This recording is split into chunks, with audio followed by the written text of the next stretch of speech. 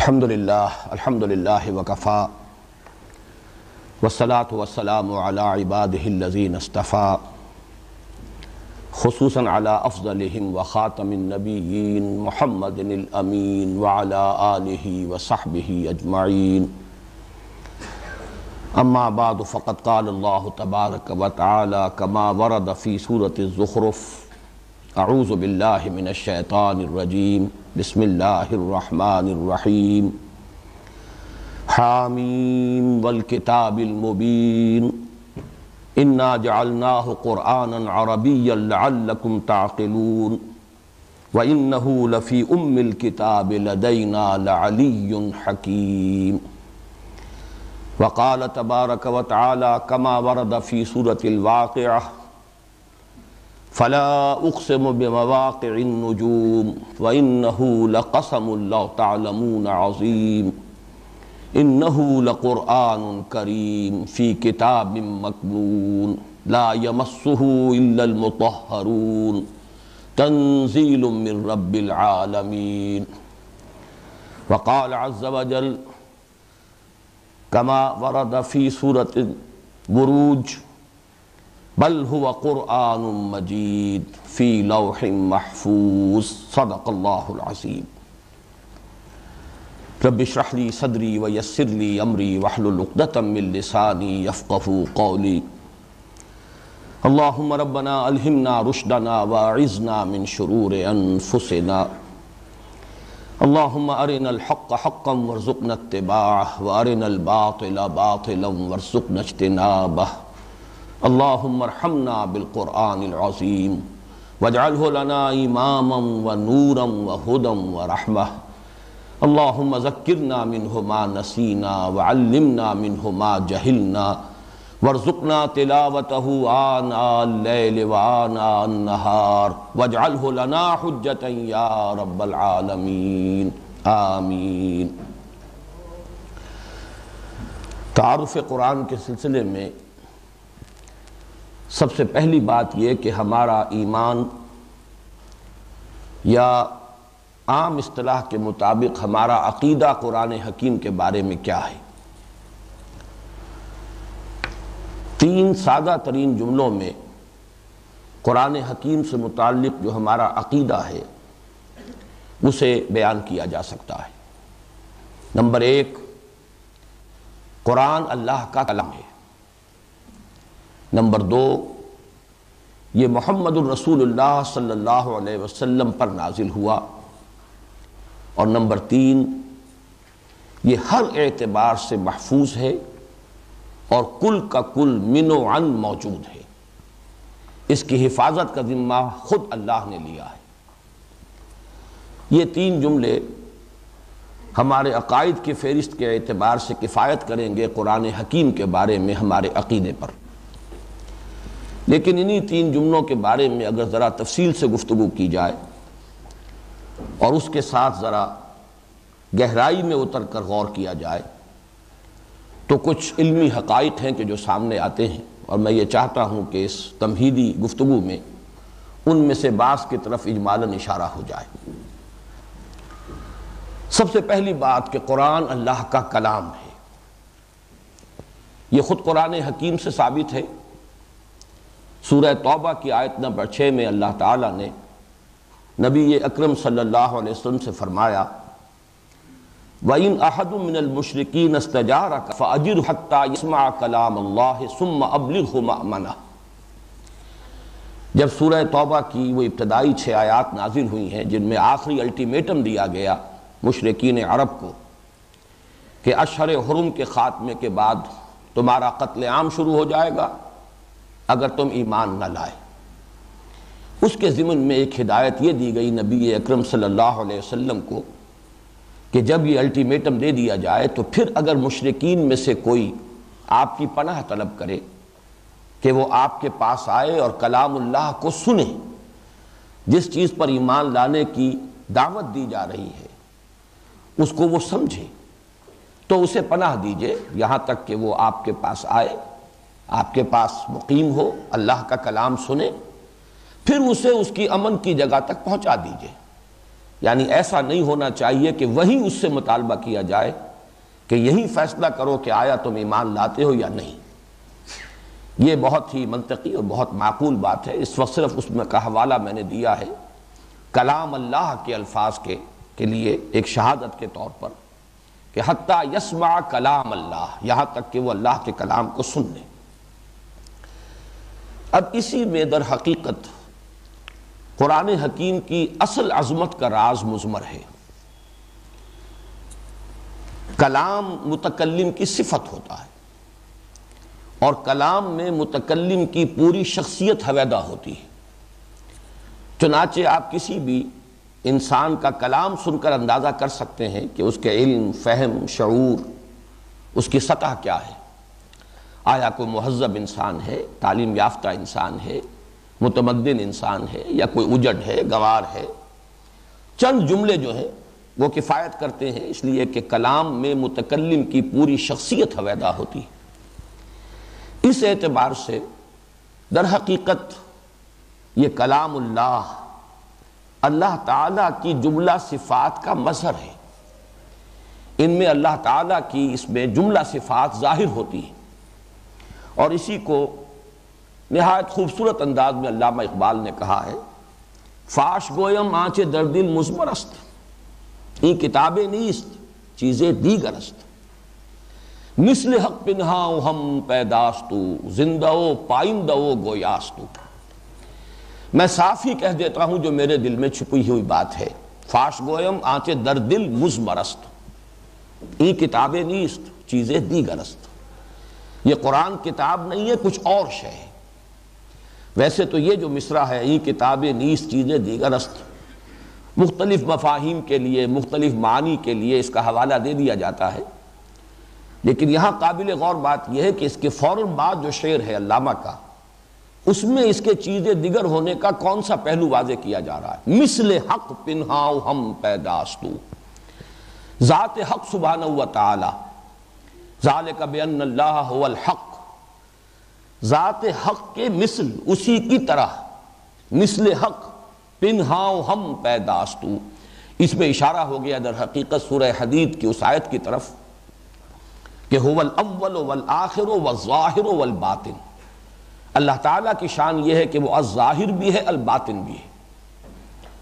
اسی طریقے سے علامہ کہتے ہیں کہ مثل حق پنہاؤ ہم پیداستو، یہی شان اس قرآن کی بھی ہے۔ اور زندہ و پائندہ و گویاستو، جو اللہ تعالیٰ کی صفت ہے الحی القیوم، اسی طریقے سے یہ کلام بھی زندہ ہے، پائندہ ہے، ہمیشہ رہنے والا ہے، گویاست ہے، یہ خود متکلم ہے، یہ صرف کلام نہیں ہے۔ ذرا غور کیجئے، کلام اور متکلم کے مابین ربط، اللہ کا کلام ہے لیکن یہ کلام خود متکلم ہے، زندہ و پائندہ و گویاستو۔ اس میں جو ہمارے متکلمین کی بحث ہے، میں اس کی طرف بھی اشارہ کرنا چاہتا ہوں کہ ذات حق کی صفات ذات سے علیحدہ اور مستضاد کوئی شے ہے یا عین ذات ہے۔ علامہ اقبال نے بھی ایک مصرے میں، وہ جو ابلیس کی مجلس شورا ان کی بڑی مشہور نظم ہے، اس کا یہ مصرع ہے صفات ذات حق حق سے جدا یا عین ذات، امت مرحوم کی ہے کس عقیدے میں نجات۔ یہ علم کلام کا ایک بڑا پیچیدہ اور بہت ہی غامض اور عمیق مسئلہ ہے جس پر بڑی بحثیں ہوئی ہیں، اور بالآخر متکلمین کا تقریباً اس پر اجماع ہوا کہ لا عین ولا غیر، اللہ کی صفات کو نہ اس کا عین قرار دیا جا سکتا ہے نہ اس کا غیر۔ اس اعتبار سے اگر غور کریں گے تو قرآن حکیم جب یہ اس کی صفت ہے، گویا کہ یہ بھی اسی ضمن میں، اسی کے ذیل میں آئے گا کہ نہ اسے اللہ کا غیر کہا جا سکتا ہے نہ اس کا عین کہا جا سکتا ہے۔ اسی کے حوالے سے اصل میں جو سورہ حشر کی آیت ہے، جس میں کہ قرآن مجید کی عظمت فی نفسہ ہی، قرآن مجید کی عظمت کے بہت سے پہلو ہیں، اس کی افادیت کی عظمت، لیکن فی نفسہ ہی عظمت، قرآن مجید اپنے مقام پر کتنی عظمت کا حامل ہے، اس کے ضمن میں اہم ترین آیت جو ہے وہ سورہ حشر کے آخری حصے میں نازل ہوئی ہے۔ وَلَوْ أَنزَلْنَا هَذَا الْقُرْآنَ عَلَى جَبَلٍ لَرَأَيْتَهُ خَاشِعًا مُتَصَدِّعًا مِنْ خَشْيَةِ اللَّهِ وَتِلْكَ الْأَمْثَالُ نَضْرِبُهَا لِلنَّاسِ لَعَلَّهُمْ يَتَفَكَّرُونَ۔ اگر ہم اس قرآن کو کسی پہاڑ پر اتار دیتے تو تم دیکھتے کہ وہ دب جاتا اور پھٹ جاتا، اللہ تعالیٰ کی خشیت، اللہ تعالیٰ کے خوف سے۔ اور یہ وہ مثالیں ہیں جو ہم لوگوں کے لیے بیان کرتے ہیں تاکہ وہ غور کریں، لعلہم یتفکرون۔ یہ جو تمثیل اس آیت مبارکہ میں وارد ہوئی ہے، اس کو سمجھا جا سکتا ہے سورہ اعراف میں جو اس کی آیت نمبر 143 میں واقعہ بیان ہوا ہے کہ حضرت موسیٰ علیہ السلام جب حاضر ہوئے ہیں اللہ تعالیٰ کے طلب کرنے پر کوہ طور پر۔ یہ وہی طلبی ہے کہ جس میں آپ کو وہی حاضری جس میں کہ آپ کو تورات عطا کی گئی۔ اس وقت جب اللہ تعالیٰ نے مخاطبہ اور مکالمہ اپنے مخاطبے اور مکالمے سے سرفراز فرمایا حضرت موسیٰ علیہ السلام کو، تو ان کی آتش شوق کچھ اور بھڑکی، ایک فرمائش کی، درخواست کی، رب ارنی انظر الیک، پروردگار مجھے ذرا اپنا دیدار عطا فرما، میں دیکھوں تجھے۔ گفتگو ہو رہی ہے، مخاطبہ و مکالمہ، اس شرف سے تو نے مجھے مشرف فرمایا ہے، ذرا مزید کرم فرما، رب ارنی انظر الیک۔ جواب ملا لن ترانی، موسیٰ تم مجھے ہرگز نہیں دیکھ سکتے، ولیکن انظر الی الجبل، ذرا پہاڑ کی طرف دیکھو، میں اپنی ایک تجلی اس پر ڈالوں گا، فَإِنِ اسْتَقَرَّ مَكَانَهُ فَسَوْفَ تَرَانِی، تو اگر وہ پہاڑ اپنی جگہ پر قائم رہ جائے، کھڑا رہ جائے، جھیل جائے ہماری تجلی کو، تو تم بھی سمجھنا کہ ہمیں دیکھ سکتے ہو، ہمارے دیدار کی تاب لا سکو گے۔ فَلَمَّا تَجَلَّى رَبُّهُ لِلْجَبَلِ جَعَلَهُ دَكًّا وَخَرَّ مُوسَىٰ صَاعِقًا، جب اللہ تعالیٰ نے اپنی تجلی ڈالی اس پہاڑ پر تو وہ دکن، اب یہ لفظ جو ہے دکن، دکا سورۃ الفجر میں بھی آیا ہے، اس کے دونوں ترجمے کیے جاتے ہیں، ریزہ ریزہ ہو جانا، ٹوٹ پھوٹ کر ٹکڑے ٹکڑے ہو جانا، اور ایک یہ ہے کہ کوٹ کوٹ کر کسی شے کو ہموار کر دینا، برابر کر دینا۔ اذا دکت الارض دکن دکا، وہی لفظ یہاں ہے۔ پہاڑ جو ہے اس کے بارے میں فرمایا جعلہ دکا، وہ یا تو ریزہ ریزہ ہو گیا یا دب گیا، ہموار ہو گیا، بیٹھ گیا زمین کے ساتھ۔ اور حضرت موسیٰ علیہ السلام نے اللہ تعالیٰ کی جو یہ تجلی دیکھی، اور یہ بالواسطہ ہے، یہ تجلی براہ راست حضرت موسیٰ علیہ السلام پر نہیں ہے بلکہ پہاڑ پر ہے، اور حضرت موسیٰ اس کا نظارہ کر رہے ہیں بالواسطہ، لیکن خود حضرت موسیٰ علیہ السلام کی کیفیت یہ ہوئی کہ خر موسیٰ صاعقا، حضرت موسیٰ علیہ السلام بے ہوش ہو کر گر گئے۔ یہاں نوٹ کیجئے، اصل میں وہی جو میں ذات اور صفات کی بحث کر رہا ہوں، اس کا ایک عقدہ یہاں حل ہو جاتا ہے کہ اللہ تعالیٰ نے اپنی ذات کی تجلی پہاڑ پر ڈالی، جس کے نتیجے میں وہ پہاڑ دب گیا یا پھٹ گیا، ریزہ ریزہ ہو گیا۔ یہی الفاظ آ رہے ہیں، لو انزلنا ھذا القرآن علی جبل لرأیتہ خاشعا متصدعا من خشیۃ اللہ۔ معلوم ہوا کہ یہ کلام اللہ کی بھی وہی کیفیت ہے، اس کی بھی وہی تاثیر ہے۔ اس کو بھی ایک تمثیل کے پیرائے میں اگر اس کی اصل عظمت کو سمجھنا چاہو تو یوں سمجھ لو کہ جو کیفیت اور جو تاثیر تجلی ذات الہی کی ہے، وہی تجلی جو ہے صفات کی، اس لیے کہ قرآن کلام ہے اور اللہ کی صفت ہے، تو تجلی صفات اور تجلی ذات میں کوئی فرق نہیں۔ اس میں البتہ علامہ اقبال نے ایک جگہ ذرا مبالغہ آرائی سے کام لیا ہے، اور میں یہ چاہتا ہوں کہ وہ شعر بھی چونکہ بہت عام ہے، حضور صلی اللہ علیہ وسلم کی مدح فرماتے ہوئے انہوں نے یہ الفاظ استعمال کیے کہ موسیٰ ز ہوش رفت بیک جلوہ صفات، تو عین ذات می نگری و تبسمی۔ حضرت موسیٰ علیہ السلام سے حضور کا تقابل علامہ کر رہے ہیں کہ وہ تو تجلی صفات، ایک ہی تجلی صفات کی، اس سے بھی وہ بے ہوش ہو گئے اور بے ہوش ہو کر گر گئے، اور اے نبی صلی اللہ علیہ وسلم آپ نے تو عین ذات کا دیدار کیا اور تبسم کی کیفیت میں کیا۔ یہ در حقیقت اس میں دونوں اعتبارات سے مغالطہ ہے۔ وہ تجلی بھی تجلی صفات نہیں تھی بلکہ تجلی ذات تھی، جو حضرت موسیٰ علیہ السلام کے اس فرمائش پر اللہ تعالیٰ نے جو پہاڑ پر اپنی تجلی ڈالی ہے وہ تجلی ذاتی ہے۔ فَلَمَّا تَجَلَّى رَبُّهُ لِلْجَبَلِ، جب خود پروردگار متجلی ہوا،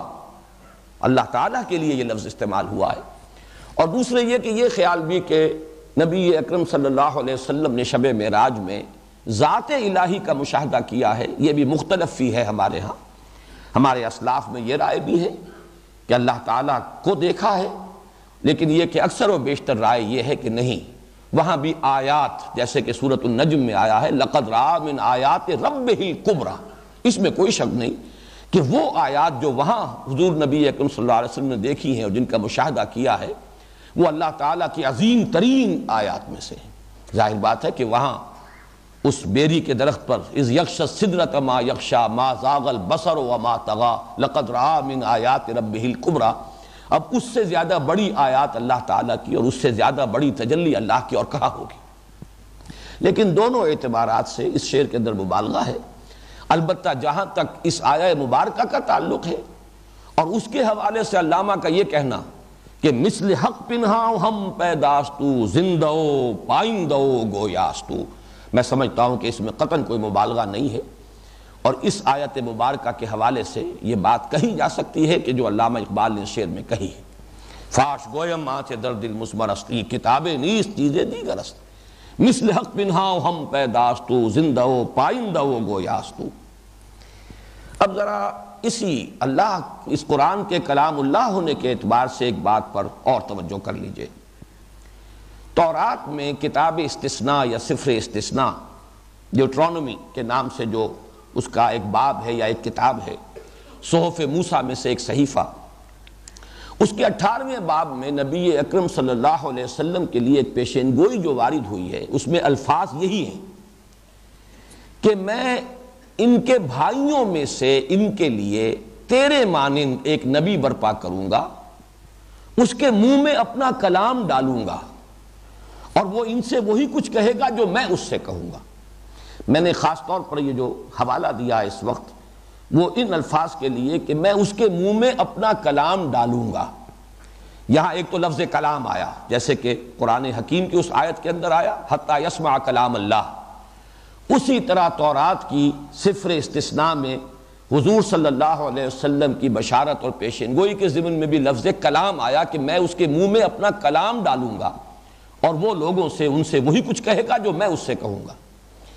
یہ جو کلام کا لفظ منہ میں ڈالنا ہے، اس کے اعتبار سے ایک لفظ قرآن مجید میں جو آتا ہے 2 مرتبہ، قول، قرآن کو قول قرار دیا گیا ہے، انہو لقول رسول کریم، اور یہ 2 مرتبہ آیا۔ یہ سورۃ الحاقہ میں بھی آیا ہے، انہو لقول رسول کریم وما هو بقول شاعر قلیلا ما تؤمنون ولا بقول کاہن قلیلا ما تذکرون، اور پھر سورہ تکویر میں بھی آیا ہے انہو لقول رسول کریم ذی قوت عند ذی العرش مکین مطاع ثم امین وما صاحبکم بمجنون، اور اسی میں آگے چل کر آتا ہے وما هو بقول شیطان الرجیم۔ صدق اللہ العظیم۔ تو نوٹ کرنے کی بات یہ ہے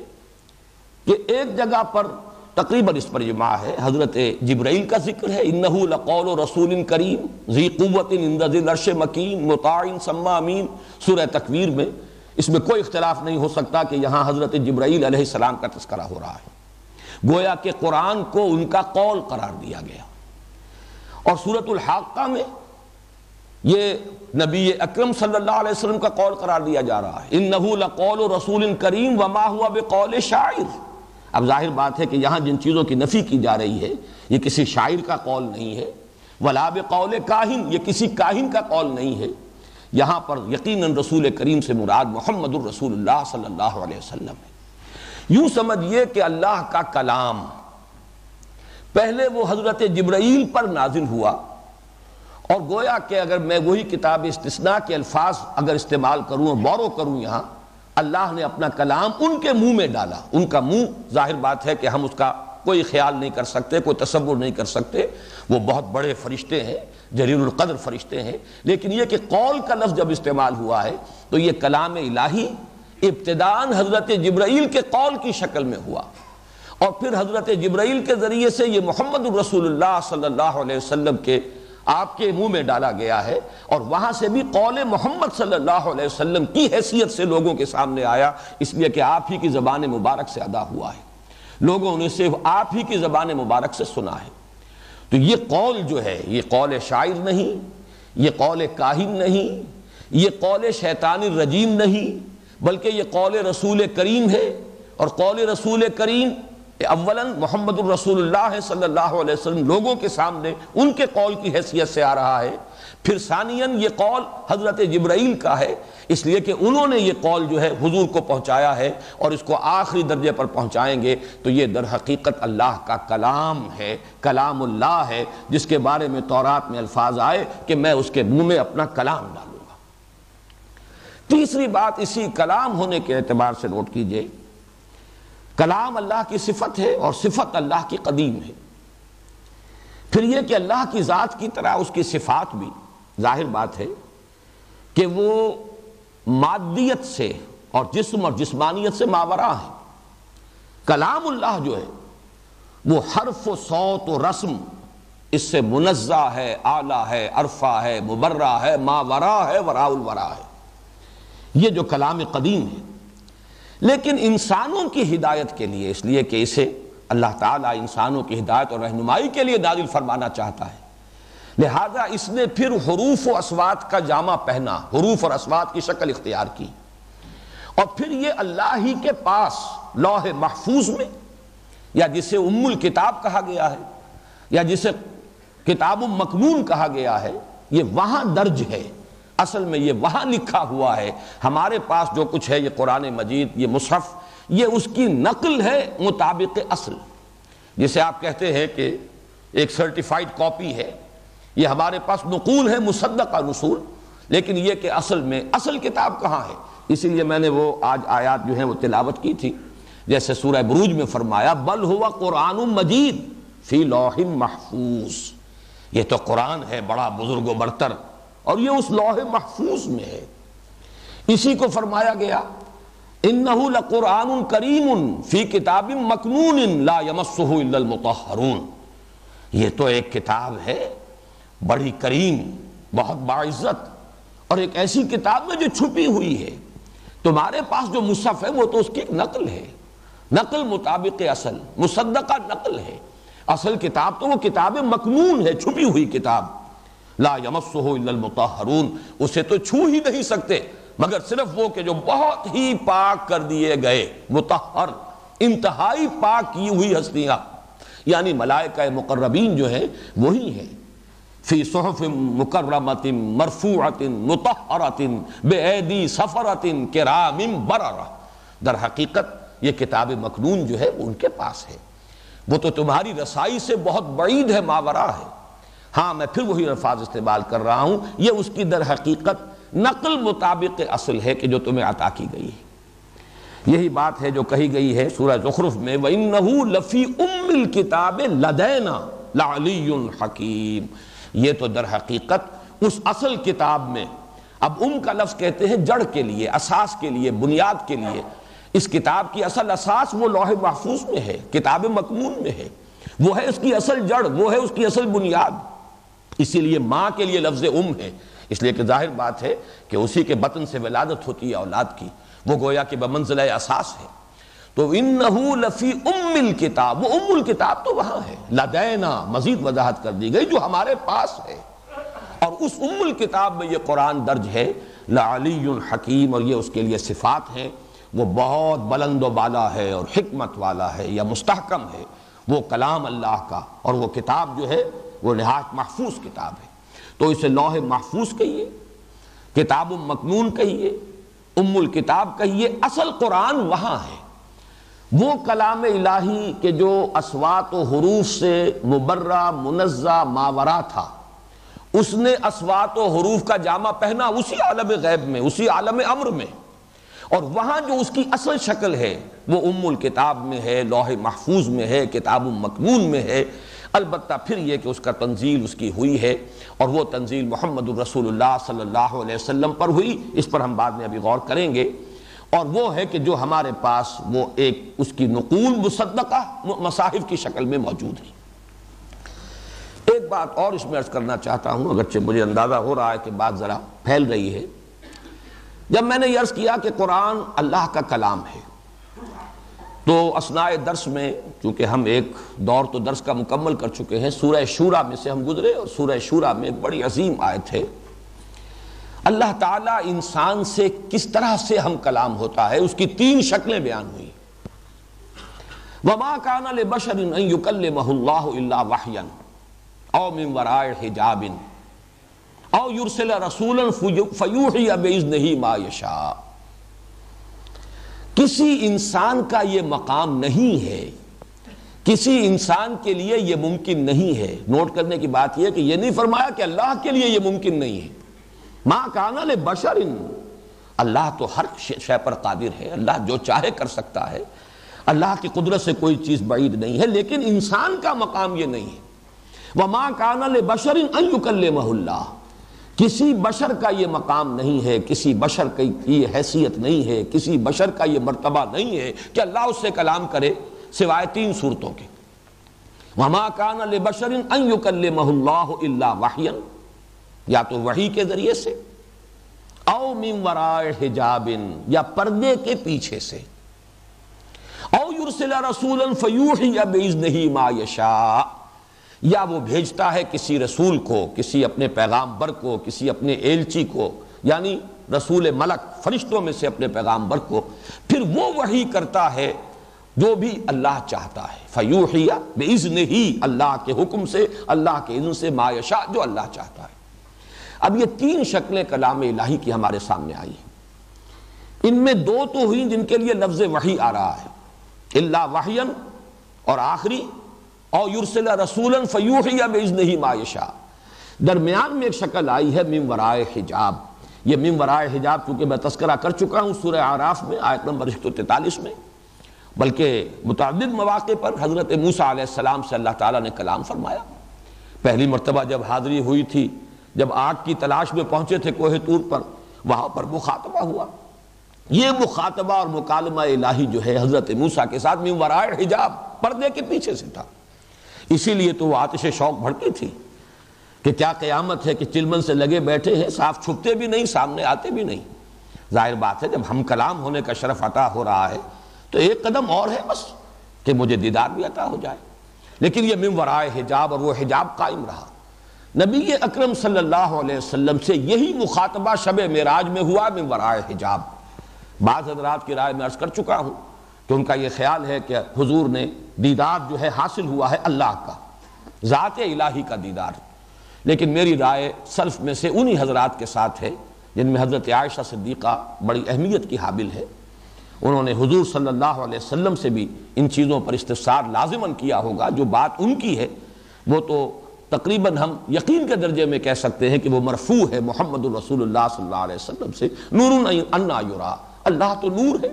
اسے کیسے دیکھا جا سکتا ہے؟ نور تو دوسری چیزوں کو دیکھنے کا ذریعہ بنتا ہے، نور کیسے دیکھا جا سکتا ہے؟ نور انا یرا.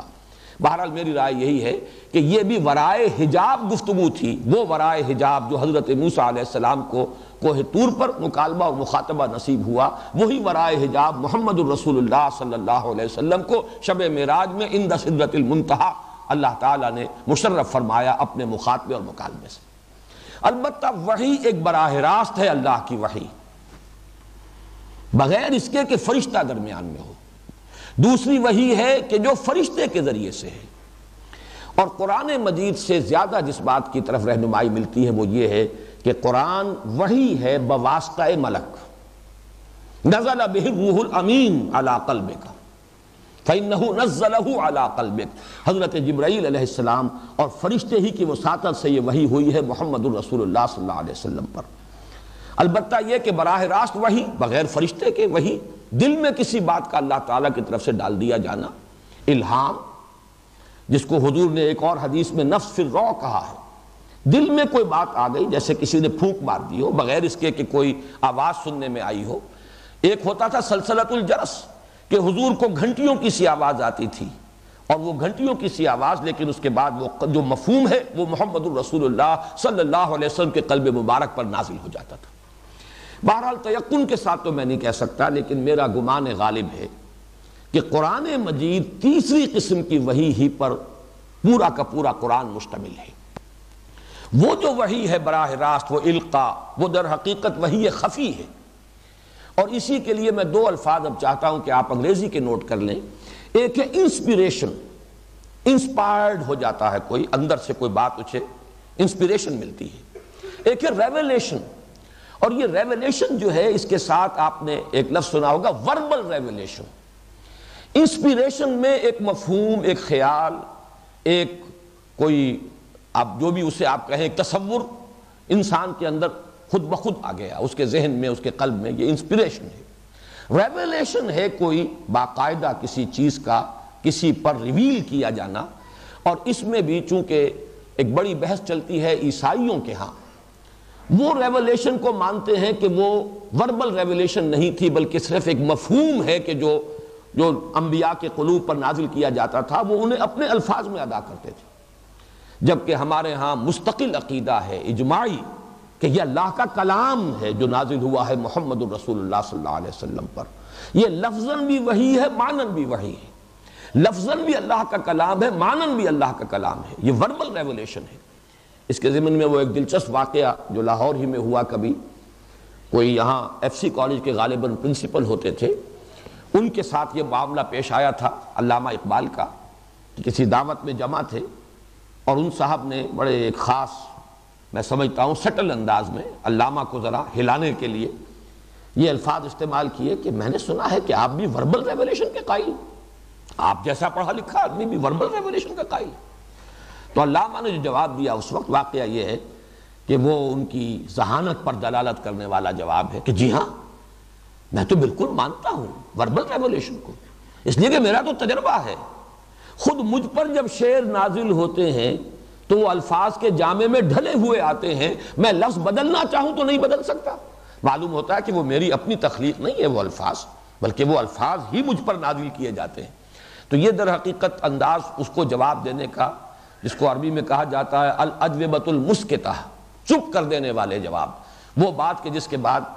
فریق ثانی کے لیے کچھ کہنے کا اور کچھ قال و قول کا موقع نہ رہ جائے، وہ جواب ہے. لیکن یہ کہ واقعتاً یہ وربل ریولیشن ہے،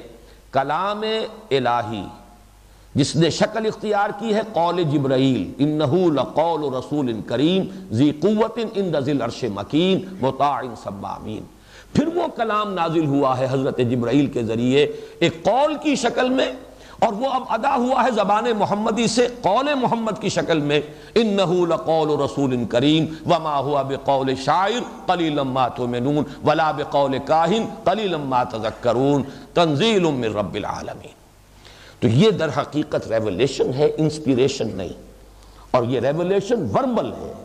یہ وحی باللفظ ہے، صرف بالمعنی نہیں. معنی اور مفہوم اور الفاظ یہ سب کے سب اللہ تعالیٰ کی طرف سے ہیں، اور یہ در حقیقت بحیثیت مجموعی اللہ کا کلام ہے. اب آئیے دوسری بات کی طرف. اس کا نزول جو محمد الرسول اللہ صلی اللہ علیہ وسلم پر ہوا، اس کے ضمن میں بھی چند باتیں نوٹ کر لیں. پہلی بات تو پہلی بحث تو لغوی ہے. یہ لفظ نزل ینزل ثلاثی مجرد میں بھی آتا ہے، اترنا، یہ فعل لازم ہے، خود اترنا. یہ لفظ بھی قرآن مجید کے لیے آیا ہے قرآن میں، وَبِالْحَقِّ أَنزَلْنَاهُ وَبِالْحَقِّ نَزَلَ، حق کے ساتھ ہی ہم نے اس قرآن کو نازل کیا ہے اور حق کے ساتھ یہ نازل ہوا ہے. یہاں فعل لازم آ رہا ہے، نازل ہوا ہے. بِالْحَقِّ أَنزَلْنَاهُ وَبِالْحَقِّ نَزَلَ. جیسے کہ عام طور پر فعل لازم کو متعدد بنانے کے لیے کوئی پریپوزیشن ایڈ کی جاتی ہے، با، اس لیے نزل بے، نزل با، یہ آیا ہے قرآن مجید میں نزل بہ الروح الامین. نزل بے اس نے اتارا، جیسے جا آیا اور جا بے لایا، کسی شے کو لے کر آیا. آیا کسی شے کے ساتھ، معنی یہ کہ اس شے کو لے کر آیا. نزل اترا، اور نزل بے اس نے اتارا. نزل بہ الروح الامین علی قلبک، اس کو اتارا ہے الروح الامین نے، جبرائیل نے، اے محمد صلی اللہ علیہ وسلم آپ کے قلب مبارک پر. لیکن یہ تو کچھ استثنائی سے استعمالات ہیں کہ جو ثلاثی مجرد سے آئے ہیں. اصل میں دو الفاظ ہیں ثلاثی مزید فی کے، باب افعال سے انزال اور باب تفعیل سے تنزیل. بکثرت یہ دو الفاظ استعمال ہوئے. یہ دونوں فعل جو ہیں یہ متعدی ہیں. انزل ینزل انزالا اتارنا، نزل ینزل تنزیلا اتارنا. ان دونوں کے مابین فرق کیا ہے؟ باب افعال میں کوئی فعل دفعتاً یکدم کر دینا.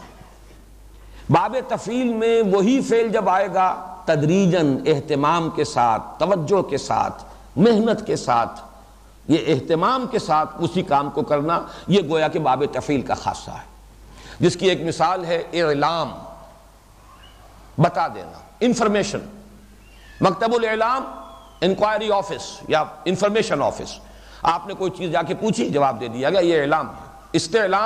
استعلام ہوگا علم حاصل کرنا، اعلام بتا دینا۔ اور تعلیم، اب تعلیم کو ہر شخص جانتا ہے، وہ تو ذہن نشین کرنا، تھوڑا تھوڑا کر کے اتارنا، پہلے ایک بات سمجھا دینا، اگلی بات اس کے بعد درجہ بدرجہ اس کا فہم جو ہے اس کی سطح جو ہے بلند سے بلند تر ہو۔ تو اعلام اور تعلیم،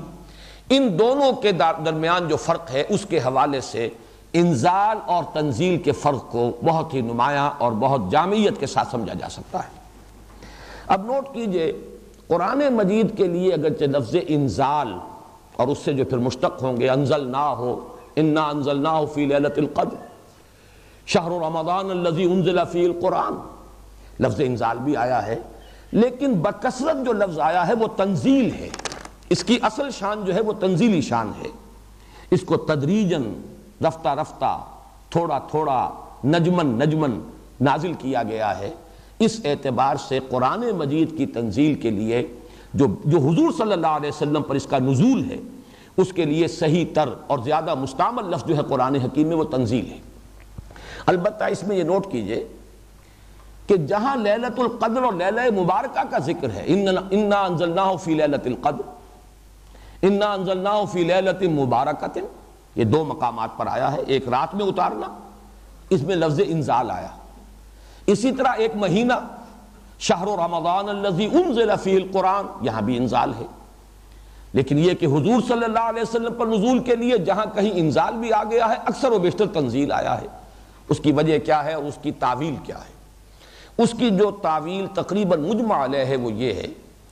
پورا قرآن دفعتاً، ایک ہی بار لوح محفوظ سے سمائے دنیا تک نازل کر دیا گیا لیلۃ القدر میں، اسی کو لیلہ مبارکہ کہا گیا ہے۔ اور وہ رمضان مبارک کی ایک چونکہ رات ہے، لہٰذا جب قرآن کے نزول کا ذکر ہوا رمضان مبارک میں، لیلۃ القدر میں، لیلہ مبارکہ میں، تو لفظ انزال آیا۔ پورا کا پورا قرآن لوح محفوظ سے نازل کر دیا گیا سمائے دنیا تک، یہاں سے اب وہ مسلسل نازل ہوتا رہا، تھوڑا تھوڑا، نجمن، چند آیات پھر چند آیات محمد الرسول اللہ صلی اللہ علیہ وسلم پر۔ لہذا حضور پر نزول کے لیے اکثر و بیشتر جو لفظ آتا ہے وہ تنزیل ہے، جس کے لیے بہت اہم جو آیت ہے جو قرآن مجید کی سورہ نساء کی آیت نمبر 135، یا ایھا الذین آمنوا آمنوا باللہ ورسولہ والکتاب الذی نزل علی رسولہ والکتاب الذی انزل من قبل، اے ایمان والو، ایمان لاؤ، جیسے کہ ایمان لانے کا حق ہے اللہ پر اور اس کے رسول پر اور اس کتاب پر بھی جو اس نے نازل فرمائی اپنے رسول پر صلی اللہ علیہ وسلم، اور اس کتاب پر بھی جو اس نے پہلے نازل کی تھی۔ تورات کے بارے میں آپ کو معلوم ہے کہ وہ تو لکھی ہوئی شکل میں، وہ تختیوں پر اس کو جو لکھی ہوئی تھی مکتوب شکل میں حضرت موسیٰ علیہ السلام کو دے دی گئی۔ وہ چونکہ دفعتاً واحدتاً دے دی گئی، جملتاً واحدہ دے دی گئی، لہذا اس کے لیے لفظ انزال آیا۔ یا ایھا الذین آمنوا آمنوا باللہ ورسولہ والکتاب الذی نزل علی رسولہ، یہ ہے قرآن مجید کی تنزیل۔ اس کتاب پر بھی ایمان لاؤ جو بطرز تنزیل نازل کی ہے اس نے اپنے بندے پر، اپنے رسول پر، محمد پر صلی اللہ علیہ وسلم، اور اس کتاب پر بھی ایمان لاؤ کہ جو اس نے پہلے نازل کی تھی، لیکن اس کے لیے لفظ انزال آیا۔ تو یہ تنزیل اور انزال یہاں ایک دوسرے کے بالکل مقابلے میں، تعرف الاشیاء بازدادھا، کسی شے کی اصل حقیقت کو سمجھنے کے لیے اس کی ضد اور اس کے مقابل کی شے سامنے آ جائے تو پھر اس کی حقیقت زیادہ اجاگر ہو جاتی ہے۔ تنزیل کی حکمت کیا ہے؟ یہ تھوڑا تھوڑا کر کے کیوں نازل کیا گیا؟ یہ ایک ہی بار کیوں نہیں نازل کر دیا گیا؟ اس کی دو حکمتیں قرآن مجید میں بیان ہوئی۔ ایک تو یہ کہ لوگ شاید تحمل نہ کر سکتے اس کا، لوگوں کے لیے بھی تھوڑا تھوڑا نازل ہونا تاکہ وہ اس کو سمجھیں، اس پر غور کریں، اسے حرز جان بنائیں، اس کے مطابق ان کے ذہن، ان کے فکر کی سطح بلند ہو۔ اس کو تدریجاً ہی کرنے میں ان کی حکمت اور ان کی مصلحت پیش نظر تھی، چنانچہ یہ حکمت بیان کی گئی ہے سورہ بنی اسرائیل میں آیت نمبر 106 میں وَقُرْآنًا فَرَقْنَاهُ لِتَقْرَأَهُ عَلَى النَّاسِ عَلَى مُكْثٍ وَنَزَّلْنَاهُ تَنزِيلًا۔ اور یہ قرآن وہ ہے جسے ہم نے ٹکڑے ٹکڑے کیا ہے، فرقناہ مختلف ٹکڑوں میں تقسیم کر کے نازل کیا ہے تاکہ آپ اسے پڑھ کر سنائیں لوگوں کو تھوڑا تھوڑا، وقفے وقفے سے، تدریجاً۔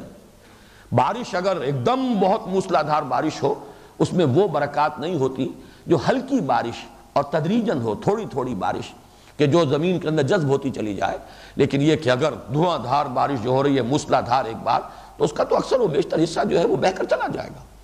تو یہ تدریجاً لِتَقْرَأَهُ عَلَى النَّاسِ عَلَى مُكْثٍ وَنَزَّلْنَاهُ تَنزِيلًا۔ یہ لوگوں کی مصلحت ہے ان کے لیے کہ یہ قرآن ان کے فہم میں اور ان کے باطن میں، ان کی شخصیتوں میں تدریجاً سرایت کرتا چلا جائے۔ اب یہ لفظ سرایت جب میری زبان پر آیا مجھے پھر علامہ اقبال کا وہ شعر یاد آ گیا، چوں بجاں در رفت جہاں دیگر شود۔ جیسے بارش کا پانی جو ہے زمین میں جذب ہوتا ہے، چوں بجاں در رفت جہاں دیگر شود، جہاں چو دیگر شد جہاں دیگر شود۔ جب یہ قرآن کسی کے اندر اتر جاتا ہے، اس کی شخصیت میں سرایت کر جاتا ہے، اور اس کے سرایت کرنے کے لیے اس کا تدریجاً تھوڑا تھوڑا کر کے نازل کیا جانا ہی حکمت پر مبنی ہے۔ لیکن اس سے بھی زیادہ اہم بات وہ ہے جو سورہ فرقان میں کہی گئی، اس لیے کہ وہاں باقاعدہ ایک اعتراض نقل ہوا ہے کفار کا، مشرکین مکہ کا، سرداران قریش کا۔ آیت نمبر 32 میں سورہ فرقان، وَقَالَ الَّذِينَ كَفَرُوا لَوْلَا نُزِّلَ عَلَيْهِ الْقُرْآنُ جُمْلَةً وَاحِدَةً كَذَلِكَ لِنُثَبِّتَ بِهِ فُؤَادَكَ وَرَتَّلْنَاهُ تَرْتِيلًا وَلَا يَأْتُونَكَ بِمَثَلٍ إِلَّا جِئْنَاكَ بِالْحَقِّ وَأَحْسَنَ تَفْسِيرًا۔ آیات 32 و 33 سورۃ الفرقان۔ اعتراض یہ تھا کیوں نہیں نازل کر دیا گیا ان پر یہ پورا قرآن ایک دم یکبارگی۔ اس اعتراض میں جو وزن تھا ذرا اس کو پہلے سمجھ لیجئے۔ انہوں نے جو بات کہی ہے حقیقت میں الفاظ کچھ اور ہیں، لیکن جو اس سے مراد ہے وہ کیا ہے؟ انہوں نے کہا کہ جیسے ایک شاعر ہمارا دفتن پورا دیوان تو فراہم نہیں کر دیتا، پروڈیوس نہیں کرتا، وہ ایک غزل کہتا ہے، قصیدہ کہتا ہے، پھر اور محنت کرتا ہے، پھر کچھ اور طبع آزمائی کرتا ہے، پھر کچھ اور کہتا ہے، تدریجاً اس طریقے سے دیوان بن جاتا۔ اسی طریقے سے محمد کر رہے ہیں صلی اللہ علیہ وسلم۔ اگر یہ اللہ کا کلام ہوتا تو پورا کا پورا ایک دم نازل ہو سکتا تھا۔ یہ تو در حقیقت انسان کی شان ہے یا انسان کی کیفیت ہے کہ وہ پوری کتاب دفتن واحدتاً تو وہ پروڈیوس نہیں کر سکتا۔ پورا دیوان کوئی شاعر جو ہے وہ ایک دن کے اندر تو اس نے نہیں کہا ہے، بلکہ اسے وقت لگتا ہے، تدریجاً وہ کہتا ہے، محنت کرتا ہے، کچھ تکلف بھی کرتا ہے، کچھ آورد کرتا ہے، کبھی آمد بھی ہو جاتی ہے، لیکن یہ کہ تدریجاً وہ کلام جو ہے پھر مدون ہوتا ہے دیوان کی شکل میں۔ تو یہ تو اسی طرح کی چیز ہے، لولا نزل علیہ القرآن جملۃ واحدہ، کیوں نہیں یکدم نازل ہو گیا؟ اب اس کا جواب دیا کذالک لنثبت بہ فؤادک، یہ ہم نے اس لیے کیا ہے نبی صلی اللہ علیہ وسلم کہ ہم اس کے ذریعے سے آپ کے دل کو تثبیت، جماؤ عطا کریں۔ یعنی وہ بات کہ جو عام انسانوں کی مصلحت میں ہے وہ خود محمد الرسول اللہ صلی اللہ علیہ وسلم کے لیے بھی مصلحت پر مبنی ہے کہ آپ کے لیے بھی شاید قرآن مجید یک بارگی اس کا تحمل کرنا مشکل ہو جاتا۔ لو انزلنا هذا القرآن على جبل لرأيته خاشعا متصدعا من خشیۃ اللہ۔ اور نوٹ کیجئے وہاں لفظ انزال آیا ہے، لو انزلنا هذا القرآن على جبل، اگر ہم اس پورے کے پورے قرآن کو دفتن پہاڑ پر نازل کر دیتے تم دیکھتے کہ وہ پھٹ جاتا، دب جاتا، خاشعا متصدعا من خشیۃ اللہ۔ معلوم یہ ہوا کہ قلب محمدی صلی اللہ علیہ وسلم آپ کے دل کو تثبیت، جماؤ، ٹھہراؤ عطا کرنے کے لیے ورتلناہ ترتیلا، رتل کہتے ہیں چھوٹے پیمانے کو، چھوٹے چھوٹے ٹکڑے کرنا، ہم نے اس کو جیسے اتارا ہے بدرجہ ترتیل، تھوڑا تھوڑا کر کے اتارا ہے۔ اور فرمایا وَلَا يَأْتُونَكَ بِمَثَلٍ إِلَّا جِئْنَاكَ بِالْحَقِّ وَأَحْسَنَ تَفْسِيرًا۔ اس کے دونوں مفہوم ہو سکتے ہیں، اے نبی جو اعتراض بھی یہ کریں گے ہم اس کا بہترین جواب آپ کو عطا کر دیں گے، لیکن دوسرا مفہوم یہ بھی ہے کہ یہ ایک مسلسل کشاکش ہے جو آپ کے اور یہ مشرکین عرب کے درمیان چل رہی ہے۔ آج وہ ایک بات کہتے ہیں اسی وقت اسے اس کا جواب دیا جائے، تو یہ در حقیقت موضوع ہے آپ کی اس جد و جہد کے لیے۔ اگر یہ سارا کا سارا کلام الہی ایک ہی مرتبہ نازل ہو جاتا تو یہ حالات کے ساتھ اس کی مطابقت اور ان کی طرف سے پیش ہونے والے اعتراضات کا بر وقت جواب دینا، اس میں جو اپنی جگہ پر موزونیت ہے اور اس میں اپنی جو تاثیر ہے، اس کے اندر جو اثر انداز ہونے کی کیفیت ہے وہ پھر حاصل نہ ہوتی۔ اس اعتبار سے قرآن مجید کو تدریجاً نازل کیا گیا بطرز تنزیل۔ حضور پر قرآن کے نزول کے ضمن میں اب دو چھوٹی چھوٹی چیزیں اور نوٹ کر لیجئے، یہ صرف معلومات کے ضمن کی باتیں ہیں۔ زمانہ نزول اس کا کیا ہے، اپنے ذہن میں اس کو جما لیجئے۔ ہم جس حساب سے بات کرنے کے عادی ہیں، سن عیسوی جو ہے اسی کے حساب سے ہمارا پورا ذہن کا صغرا کبرا بنا ہوا ہے، اس کے اعتبار سے نوٹ کر لیجئے کہ 610 عیسوی سے 632 عیسوی تک یہ 22 برس ہیں۔ شمسی سال چونکہ بڑا ہوتا ہے 9 دن، اس اعتبار سے وہ 23 نہیں 23 قمری بنیں گے، اور قمری بنیں گے یا تو 40 عام الفیل سے شروع کریں گے، یا یہ کہ قبل ہجرت 12 قبل ہجرت اور 11 ہجری تک وہ 23 سال بن جائیں گے۔ 23 سال قمری ہیں جن کے دوران یہ قرآن نازل ہوا بطرز تنزیل تھوڑا تھوڑا کر کے۔ شمسی حساب سے یہ 22 برس ہیں۔ 610 عیسوی سے لے کر 632 عیسوی تک ان 22 سالوں کے دوران قرآن نازل ہوا۔ ایک رائے ذرا کمزور سی یہ بھی ہے کہ اس کا نزول کا زمانہ 23 برس نہیں ہے بلکہ 20 برس ہے، اس لیے کہ ابتدا میں حضور صلی اللہ علیہ وسلم کے ساتھ 3 برس تک حضرت اسرافیل رہے ہیں، یہ بعض روایات میں تفصیلات موجود ہیں، اور کوئی تعلیم ہے حضور کی صلی اللہ علیہ وسلم جو ہم نہیں سمجھ سکتے کہ وہ کیا تعلیم تھی، فرشتے نے تعلیم دی ہے، اور 3 برس تک یہ تعلیم ہوتی رہی ہے، پھر اس کے بعد قرآن مجید کا نزول شروع ہوا ہے۔ لیکن اس قول کا ضعف اس بات سے خود بخود ظاہر ہے کہ یہ 3 برس کی تعلیم کا بھی جو روایت آتی ہے وہ بھی سورہ اقرا جو ہے سورۃ العلق کی 5 آیات کے بعد ہے۔ اقرا بسم ربک الذی خلق، خلق الانسان من علق، اقرا وربک الاکرم الذی علم بالقلم، علم الانسان ما لم یعلم۔ تو روایت یہ کہتی ہے کہ ان آیات کے نزول کے بعد 3 برس تک ایک وقفہ رہا قرآن مجید کے نزول میں،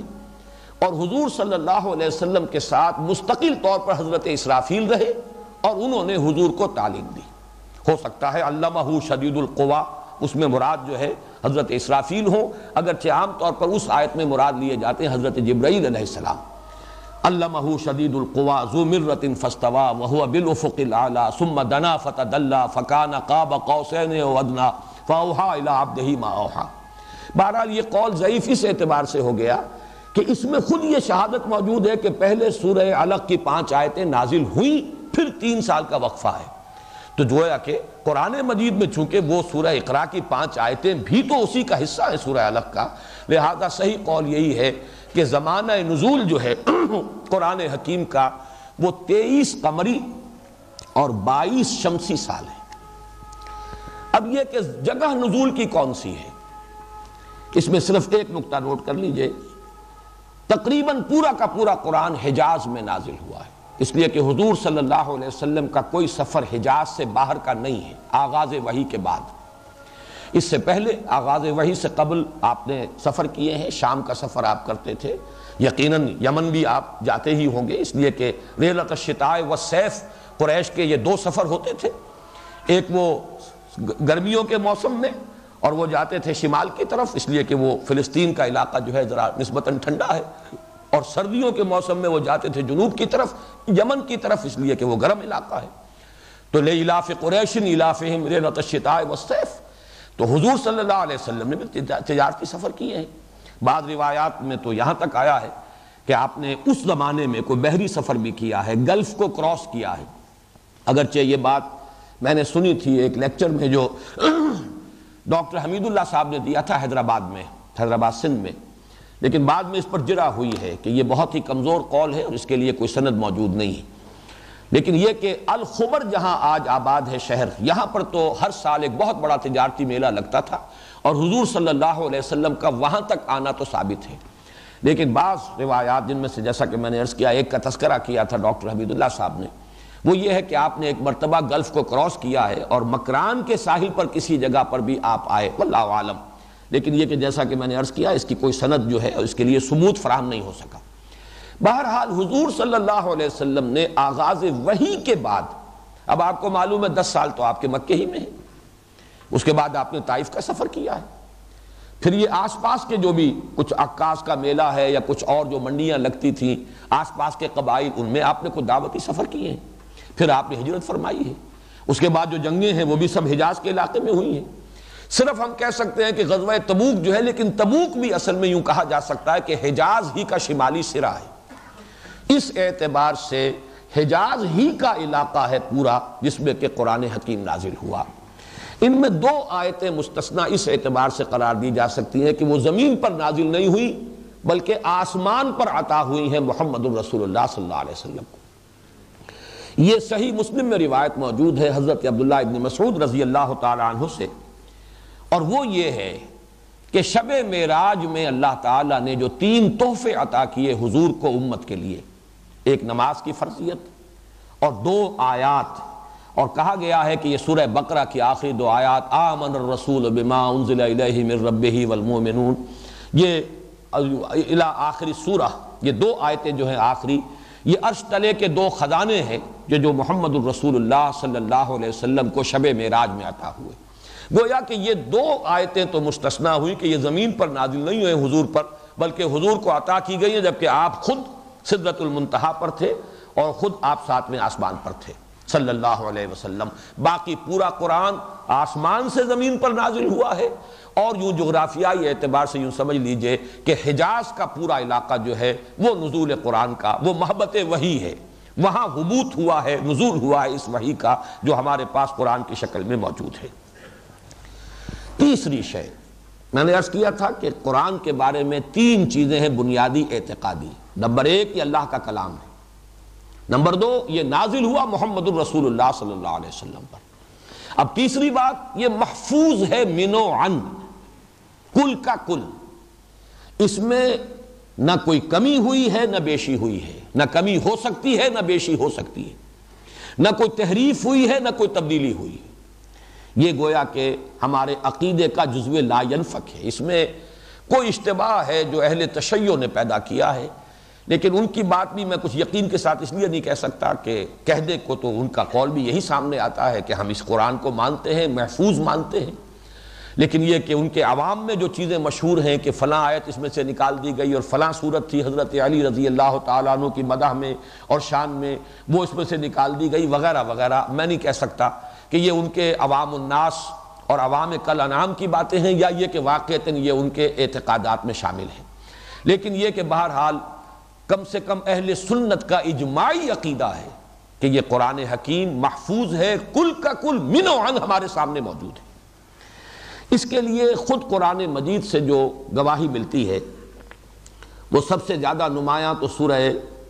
قیامہ، لا تحرک بہ لسانک لتعجل بہ ان علینا جمعہ وقرآنہ فاذا قرأناہ فاتبع قرآنہ.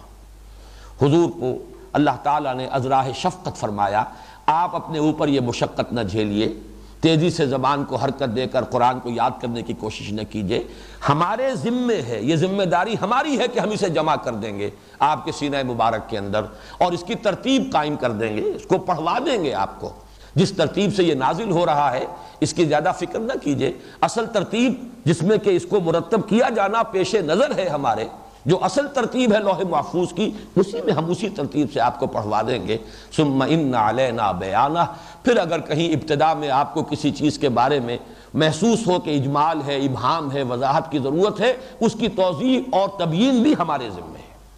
یہ ساری ذمہ داریاں اللہ تعالیٰ نے خود اپنے اوپر لی ہیں. اگر ان آیات کو قرآن مجید کی آیات مانتا ہے کوئی شخص تو اسے ماننا پڑے گا کہ قرآن مجید پورا کا پورا جمع ہوا ہے، اس کا کوئی حصہ ضائع نہیں ہوا. صراحت کے ساتھ پھر یہ مذکور ہے سورۃ الحجر کی آیت نمبر 9 میں، انا نحن نزلنا الذکر وانا لہ لحافظون، ہم نے ہی اس الذکر کو نازل کیا ہے اور ہم ہی اس کی حفاظت کرنے والے. یہ گویا کہ گارنٹی ہے اللہ تعالیٰ کی طرف سے ہمیشہ ہمیش کے لیے، ہم نے نازل کیا، ہم محافظ ہیں. اور اس کے علاوہ جو علامہ اقبال نے بڑا خوبصورت شعر کہا ہے کہ حرف اورا ریب نئے، تبدیل نئے، آیا شرمندہ تعویل نئے. 3 اعتبارات سے نفی کی ہے. نمبر 1 اس کے حرف میں، اس کے متن میں کوئی شک و شبے کی گنجائش نہیں، یہ من و عن محفوظ ہے. نمبر 2 تبدیل نئے، اس میں کہیں کوئی تحریف ہوئی ہو، کہیں تبدیلی کی گئی ہو، کہیں لفظ بدل دیا گیا ہو، قطعاً نہیں. حرف اورا ریب نئے، تبدیل نئے، آیا شرمندہ تعویل نئے، یا یہ کہ اس کی آیتیں جو ہیں ان کی کوئی الٹی سلٹی تعویل بھی کی جا سکتی ہو، نہیں۔ یہ دوسری بات بظاہر بہت بڑا دعویٰ معلوم ہوتا ہے کہ آخر تعویل کے اعتبار سے تو قرآن مجید کے معانی کے اندر تحریف، معنوی تحریف تو لوگوں نے کی ہے، لیکن واقعہ یہ ہے کہ قرآن مجید میں اگر کہیں معنوی تحریف کی کوشش بھی ہوئی ہے، وہ قطعاً درجہ استناد کو نہیں پہنچ سکی، اسے کبھی بھی جس کو کہا جائے استقلال اور دوام حاصل نہیں ہو سکا۔ قرآن نے خود اس کو رد کر دیا، جس طریقے سے کہ مکھی دودھ میں سے نکال کر پھینک دی جائے، اسی طریقے سے وہ غلط تعویلات بھی کہیں بھی جڑ نہیں پکڑ سکی ہیں امت کی تاریخ کے دوران، اور ایسے ہی نکال دی گئی ہیں۔ اس کی بھی سند قرآن میں موجود ہے، سورہ حامیم السجدہ کی آیت نمبر 42 میں، لا یاتیہ الباطل من بین یدیہ ولا من خلفہ، اس قرآن پر حملہ آور نہیں ہو سکتا باطل، نہ سامنے سے نہ پیچھے سے۔ ایک تو یہ ہے کہ الفاظ کے اندر کوئی تبدیلی ہو جائے، اس میں کوئی تحریف ہو جائے، اس کا کوئی حصہ نکال دیا جائے، اس میں کوئی غیر قرآن شامل کر دیا جائے، بلکہ میں یہاں پر وہ بھی اب آپ کو آیت سنا دوں، یہ گویا کہ ایک مبالغے کا انداز ہے، نفی کے اندر مبالغہ فی النفی۔ وَلَوْ تَقَوَّلَ عَلَيْنَا بَعْضَ الْأَقَاوِيلِ لَأَخَذْنَا مِنْهُ بِالْيَمِينِ ثُمَّ لَقَطَعْنَا مِنْهُ الْوَتِينَ فَمَا مِنْكُمْ مِنْ أَحَدٍ عَنْهُ حَاجِزِينَ، کہ کوئی اور تو کیا کرے گا اس میں کوئی اضافہ، اگر خود ہمارے نبی بالفرض محال، اگر ہمارے نبی محمد بھی اپنی طرف سے گھڑ کر کوئی چیز اس میں شامل کر دیں تو ہم ان کا داہنا ہاتھ پکڑیں گے اور ان کی شہرک کاٹ دیں گے، اور تم میں سے کوئی نہیں ہوگا کوئی بڑے سے بڑا ان کا محافظ اور حامی اور مددگار جو انہیں بچا سکے ہماری پکڑ سے۔ تو یہ تو محمد الرسول اللہ صلی اللہ علیہ وسلم کے لیے بھی یہاں اس شدت کے ساتھ نفی کر دی گئی، بلکہ جب کہا جاتا تھا کہ اس کو او بدل ہو، یہ مطالبہ کیا جاتا تھا، ائت بقرآن غیر ھذا او بدل ہو، اے نبی یہ قرآن جو ہے بہت ریجڈ ہے، محمد بڑا ہی ان کمپرومائزنگ ہے۔ کچھ تو بہرحال گیو اینڈ ٹیک سے دنیا میں معاملات ہوتے ہیں، کچھ آپ نرم پڑیں کچھ ہم نرم پڑیں، ودوا لو تدہنوا فیدہنون، یہ تو چاہتے ہیں نبی کہ آپ ذرا ڈھیلے ہو جائیں تو یہ بھی ڈھیلے ہو جائیں گے، لیکن یہ کہ ذرا آپ ترمیم کیجئے اس میں، ائت بقرآن غیر ھذا او بدل ہو، اس قرآن کے سوا کوئی اور قرآن لائیے، یا یہ کہ اس میں کچھ تبدیلی کیجئے، کچھ ترمیم کیجئے۔ قل ما یکون لی ان ابدلہ من تلقاء نفسی ان اتبع الا ما یوحی الی، اے نبی کہہ دیجئے میرے لیے ہرگز ممکن نہیں ہے کہ میں اپنے جی سے، اپنے خیال سے، اپنے ارادے سے اس کے اندر کوئی تبدیلی کر سکوں، میں تو خود پابند ہوں اس کا جو مجھ پر نازل کیا جا رہا ہے۔ یہ ہے قرآن مجید کی شان، لفظاً متناً معناً محفوظ۔ اب آئیے اگلی بحث ہے قرآن مجید کی زبان کیا ہے، اس زبان کی شان کیا ہے۔ یہ بات بھی قرآن مجید نے ریپیٹڈلی بہت تکرار کے ساتھ اس کو بیان کیا ہے، یہ قرآن عربی مبین میں ہے، شست عربی، صاف عربی، کھلی عربی، سلیس عربی، عربی مبین، واضح عربی، بالکل صاف عربی زبان۔ اب اس کو نوٹ کیجئے، قرآن مجید اللہ کا کلام ہے، حروف و اصوات کا جامع اس نے پہنا، وہ حروف و اصوات لوح محفوظ میں ہیں، اس کے بعد وہ نازل ہوا کلام الہی، قول جبرائیل اور قول محمد بن کر لوگوں کے سامنے آیا۔ یہ عربی زبان میں، چنانچہ وہی جو سورہ زخرف کی آیات ہیں جو میں نے تلاوت کی تھی، حامیم والکتاب المبین انا جعلناہ قرآنا عربیا لعلکم تعقلون، ہم نے اسے بنایا ہے قرآن عربی تاکہ تم سمجھ سکو۔ جو مخاطب اول ہیں، جو قوم آباد تھی حجاز میں، ان سے کہا جا رہا ہے کہ ہم نے تمہاری زبان میں اس قرآن کو، ہم نے بنایا اس قرآن کو تمہاری زبان میں۔ اس نے اولاً حروف و اصوات کا جامع جو ہے پہنا ہے، اور پھر تمہاری زبان عربی جو تمہاری زبان ہے اس کا جامع پہن کر یہ قرآن حکیم جو ہے تمہارے سامنے نازل کیا گیا ہے، لعلکم تعقلون، تاکہ تم اس کو سمجھ سکو۔ یہی بات کہی گئی سورہ یوسف کے شروع میں، الف لام را تلک آیات الکتاب المبین انا انزلناہ قرآنا عربیا لعلکم تعقلون۔ پھر کہیں فرمایا جاتا ہے عربی مبین، واضح عربی، کھلی عربی۔ کہیں فرمایا جاتا ہے قرآنا عربیا غیر ذی عوج، اس میں کہیں کوئی کجی نہیں، ایچ پیچ نہیں، سلیس زبان، بہت کھلی زبان، واضح زبان۔ الحمدللہ الذی انزل علی عبدہ الکتاب ولم یجعل لہ عوجا، کوئی ایچ پیچ، کوئی پہلیاں بجھوانے کا انداز نہیں، صاف شستہ سلیس عربی۔ یہ عربی کون سی ہے، یہ بات جو ہے ذرا نوٹ کر لیجئے۔ اس لیے کہ عربی زبان ایک ہے، اس کے ڈائلیکٹس، اس کی بولیاں بے شمار ہیں۔ خود جزیرہ نما عرب جو ہے اس میں بے شمار بولیاں تھیں، تلفظ مختلف تھے، لہجے مختلف تھے، بعض الفاظ کسی ایک خاص علاقے میں مستعمل تھے، دوسرے علاقے کے لوگ ان الفاظ کو جانتے ہی نہیں تھے۔ آج بھی کہنے کو تو لیبیا کی زبان بھی عربی ہے، اور الجزائر کی زبان بھی عربی ہے، اور موریتانیہ کی زبان بھی عربی ہے، اور حجاز کی زبان بھی عربی ہے، لیکن یہ کہ ایک عربی جو ہے جو ان کے ہاں کہلاتی ہے فصیح عربی، وہ تو ایک ہے، اور وہ در حقیقت اسی لیے ایک ہے کہ قرآن مجید نے اسے دوام عطا کیا ہے۔ یہ قرآن مجید کا احسان ہے عربی زبان پر، اس لیے کہ دنیا میں کوئی زبان ایسی نہیں ہے کہ جو 1400 برس تو بہرحال گزر چکے قرآن مجید کے نزول کو، کہ جو 1400 برس تک اس طریقے سے ایک ہی شان اور ایک ہی کیفیت کے ساتھ باقی رہے۔ آپ اردو زبان کو دیکھیے، 200 برس قبل کی اردو، بلکہ 100 برس قبل کی اردو، دکن کی اردو، وہاں سے آپ اس کی وہ اردو ہمیں آج سمجھ میں بھی نہیں آ سکتی، کتنی تبدیلی اس میں ہوئی ہے۔ اسی طریقے سے فارسی زبان، پرانی فارسی، پھر ایک اور فارسی تھی کہ جو عربوں کی آمد جو ہوئی ہے ایران میں اسلام کے ظہور کے بعد، پھر وہ فارسی کا رنگ بدلا، اب اس کو پھر بدلا گیا ہے، اس میں سے عربی الفاظ نکالے گئے ہیں، اس کو نیشنلائز کیا گیا ہے کہ اس میں سے عربی الفاظ جو ہیں ان کو نکال کر اور لہجے بھی بدل دیے گئے ہیں۔ آج بھی آپ کو معلوم ہے کہ ایک فارسی وہ ہے کہ جو افغانستان میں بولی جاتی ہے، وہ فارسی وہ ہے جو ہماری سمجھ میں آتی ہے، اس لیے کہ جو بھی فارسی یہاں پڑھائی جاتی تھی وہ فارسی تھی۔ آج جو فارسی پڑھائی جا رہی ہے ایران میں وہ بہت مختلف ہے اپنے لہجے میں بھی، اپنے الفاظ کے اعتبار سے بھی، لیکن عربی زبان فصیح زبان ایک ہے، اور یہ زبان اصل میں حجاز کے بدوؤں کی زبان تھی۔ پورا قرآن حکیم حجاز میں نازل ہوا، یہ میں عرض کر چکا ہوں۔ حجاز میں جو بادیہ نشین تھے، اس لیے کہ عربوں کا کہنا یہ تھا کہ خالص زبان بادیہ نشینوں کی ہے، شہر والوں کی نہیں، اس لیے کہ مکہ شہر تھا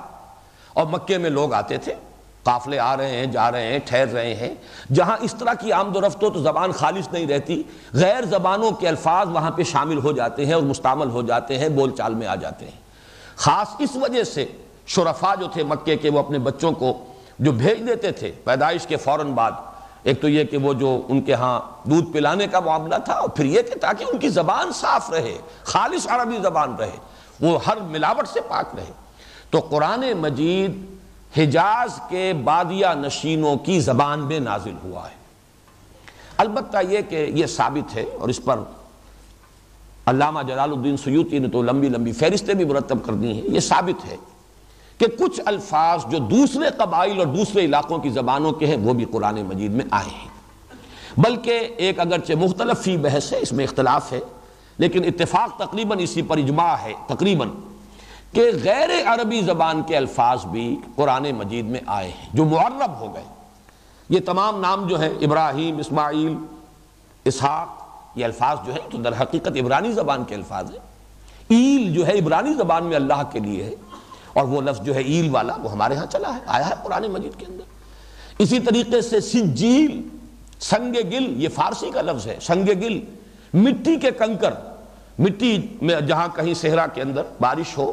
اور بارش کے نتیجے میں اگر ہلکی سی پھوار پڑی ہو تو وہ ریت جو ہے وہ جو قطرے ہیں بارش کے ان کے ساتھ ان کے چھوٹے چھوٹے دانے بن جاتے ہیں، اور پھر جب تیز دھوپ پڑتی ہے تو وہ پک جاتے ہیں، جیسے کہ بھٹے کو میں پکا دیا گیا اور اینٹوں کو کنکر بن گئے۔ یہ کنکر جو ہیں سجیل کہلاتے ہیں، سنگ گل کا معرب ہے۔ لیکن یہ کہ ایسے الفاظ کی ایک فہرست علیحدہ سے مرتب کر دی گئی ہے کہ یہ مختلف الفاظ دوسری زبانوں کے جو معرب ہو کر آ گئے عربی زبان میں وہ بھی قرآن مجید میں ہیں بعض، اور یہ کہ دوسری جو لغتیں ہیں عرب کے مختلف علاقے کے لوگوں کی ان کی بھی بعض جو الفاظ موجود ہیں، لیکن وہ گنتی کے اور ان کی فہرستیں مرتب کر دی گئیں۔ باقی اکثر و بیشتر قرآن مجید کی زبان، جس زبان میں قرآن نازل ہوا، وہ عربی ہے بادیہ نشینوں کی حجاز کے علاقے کی، اور اس میں فصاحت و بلاغت اپنی انتہا کو ہے۔ یہ تو وجوہ اعجاز القرآن پر میں بعد میں گفتگو کروں گا انشاءاللہ کل، لیکن یہ کہ یہ وہ بات ہے کہ جس کا لوہا تسلیم کیا گیا، اس کی فصاحت، اس کی بلاغت، نقطہ عروج کو، اس کی معراج۔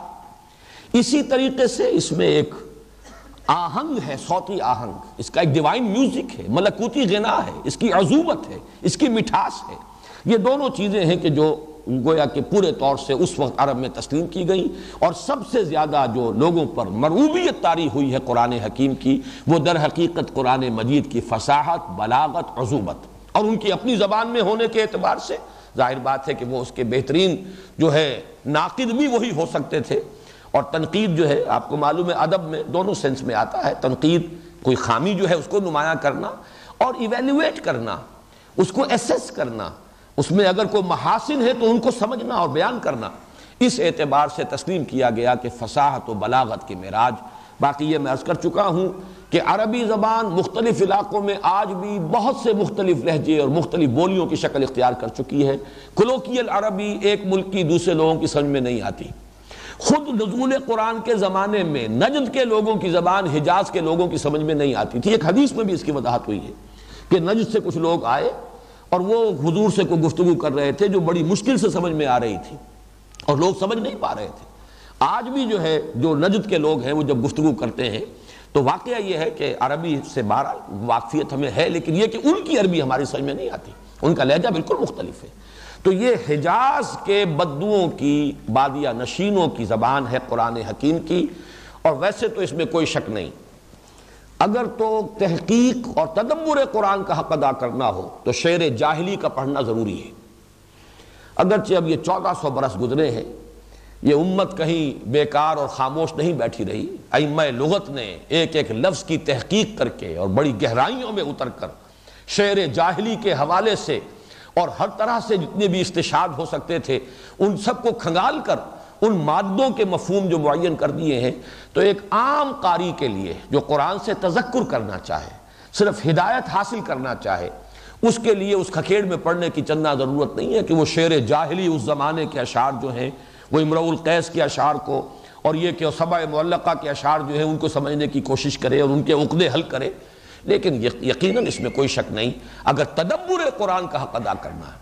تحقیق جب کی جاتی ہے تو کسی ایک لفظ کے اوپر جو ہے اس کی جب تک کہ اصل پوری طریقے سے اس کی بال کی کھال نہ اتار لی جائے، تحقیق کا حق ادا نہیں ہوتا۔ اس اعتبار سے اس زبان کو جو شعر جاہلی کی زبان ہے سمجھنا تدبر قرآن کے لیے یقیناً ضروری ہے۔ اگلی بحث ہے قرآن کے اسماء و صفات۔ علامہ جلال الدین سیوطی نے بڑی ان کی شرح آفاق کتاب ہے الاتقان فی علوم القرآن، 55 نام جمع کیے ہیں قرآن کے اسماء و صفات، قرآن حکیم ہی سے لے کر 55 کی فہرست مرتب کی ہے۔ اور میں نے آج جب اس پر غور کیا تو اندازہ ہوا کہ وہ بھی کامل نہیں ہے، اس لیے کہ لفظ برہان ان کی فہرست میں شامل نہیں۔ در حقیقت قرآن مجید کی صفات، قرآن مجید کی شانیں، قرآن مجید کی تاثیر کے لیے مختلف الفاظ، اگر ان سب کو جمع کیا جائے تو 55 ہی نہیں، اس سے بھی زیادہ الفاظ بن جائیں گے، لیکن میں نے انہیں تقسیم کیا ہے دو حصوں میں۔ ایک وہ ہے کہ جو لفظ مفرد کی حیثیت سے اور معرفہ کی شکل میں قرآن مجید میں قرآن کے لیے وارد ہوئے، مفرد ہو، ایک صفت ہے جو موصوف کے ساتھ آ رہی ہے، قرآن مجید۔ اب مجید قرآن کا نام نہیں ہے، یہ در حقیقت صفت ہے، قرآن کی صفت، اور القرآن المجید بھی کہا گیا ہے۔ اس اعتبار سے اگرچہ الف لام کے ساتھ بھی المجید مل جائے گا، لیکن القرآن المجید چونکہ موصوف کے ساتھ مل کر آیا ہے تو اس کو میں صفت قرار دے رہا ہوں۔ جو الفاظ تنہا آئے ہیں قرآن مجید کے لیے بطور نام، بطور اسم، اور ان میں سے اکثر و بیشتر وہی ہوں گے کہ جن کے ساتھ الف لام، لام معرفہ جو ہے لام تعریف لگا ہوا ہوگا، ان ناموں کی فہرست اگر کچھ مرتب کریں تو وہ یہ بنے گی۔ اہم ترین نام جو ایکسکلوسیو ہے قرآن کے لیے، میں بعد میں اس کی وضاحت کروں گا، وہ تو ہے القرآن۔ اس کے بعد سب سے زیادہ کثرت سے استعمال ہونے والا الکتاب، اس کے بعد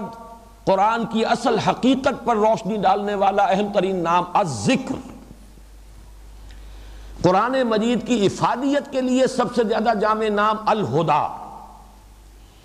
قرآن مجید کی نوعیت کہہ لیجئے، اپنی جگہ پر اس کی حیثیت، اس کے اعتبار سے النور۔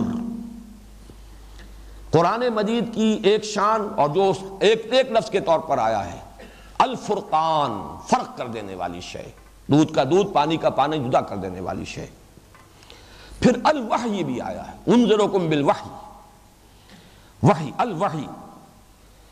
اس طریقے سے، اور کلام اللہ، جیسا کہ ابھی میں نے عرض کیا، حتی یسمع کلام اللہ، چونکہ اللہ کے ساتھ ہو کر مضاف ہوا ہے یہاں پر کلام، تو یہ بھی معرفہ بن گیا کلام اللہ، اللہ کا کلام۔ میرے نزدیک جنہیں ہم نام قرار دیں قرآن کے، وہ تو یہی بنتے ہیں فہرست، اگرچہ جیسا کہ میں نے عرض کیا جو لفظ بھی قرآن کے لیے صفت کے طور پر، جو لفظ بھی اس کی کسی شان کو بیان کرنے کے لیے قرآن میں آ گیا ہے،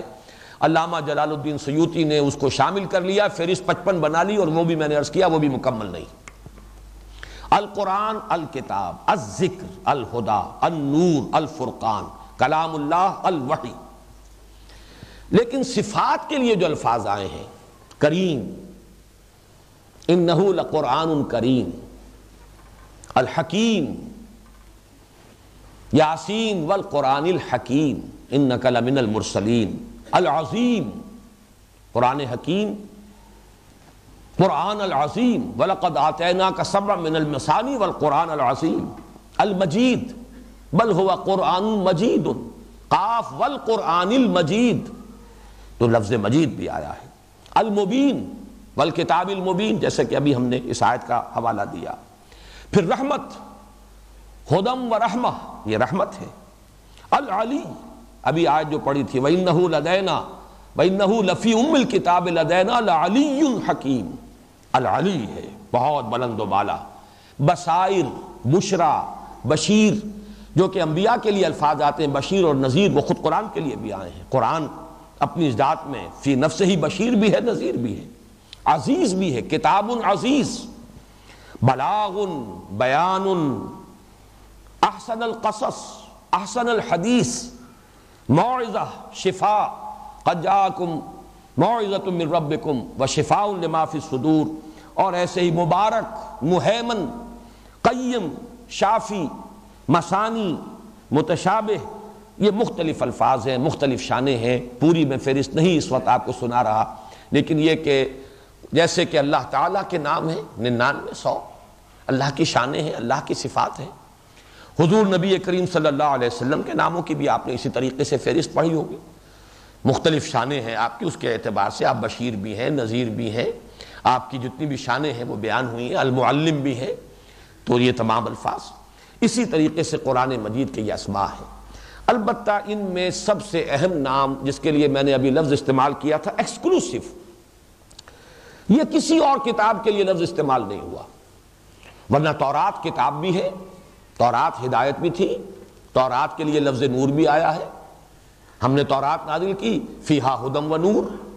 ہم نے انجیل نازل کی تھی فیہا ہدی و نور، خود قرآن مجید بھی ہدا بھی ہے، نور بھی ہے، رحمت بھی ہے، تو بقیہ تمام الفاظ تو مشترک ہیں، کتاب، لیکن یہ کہ القرآن،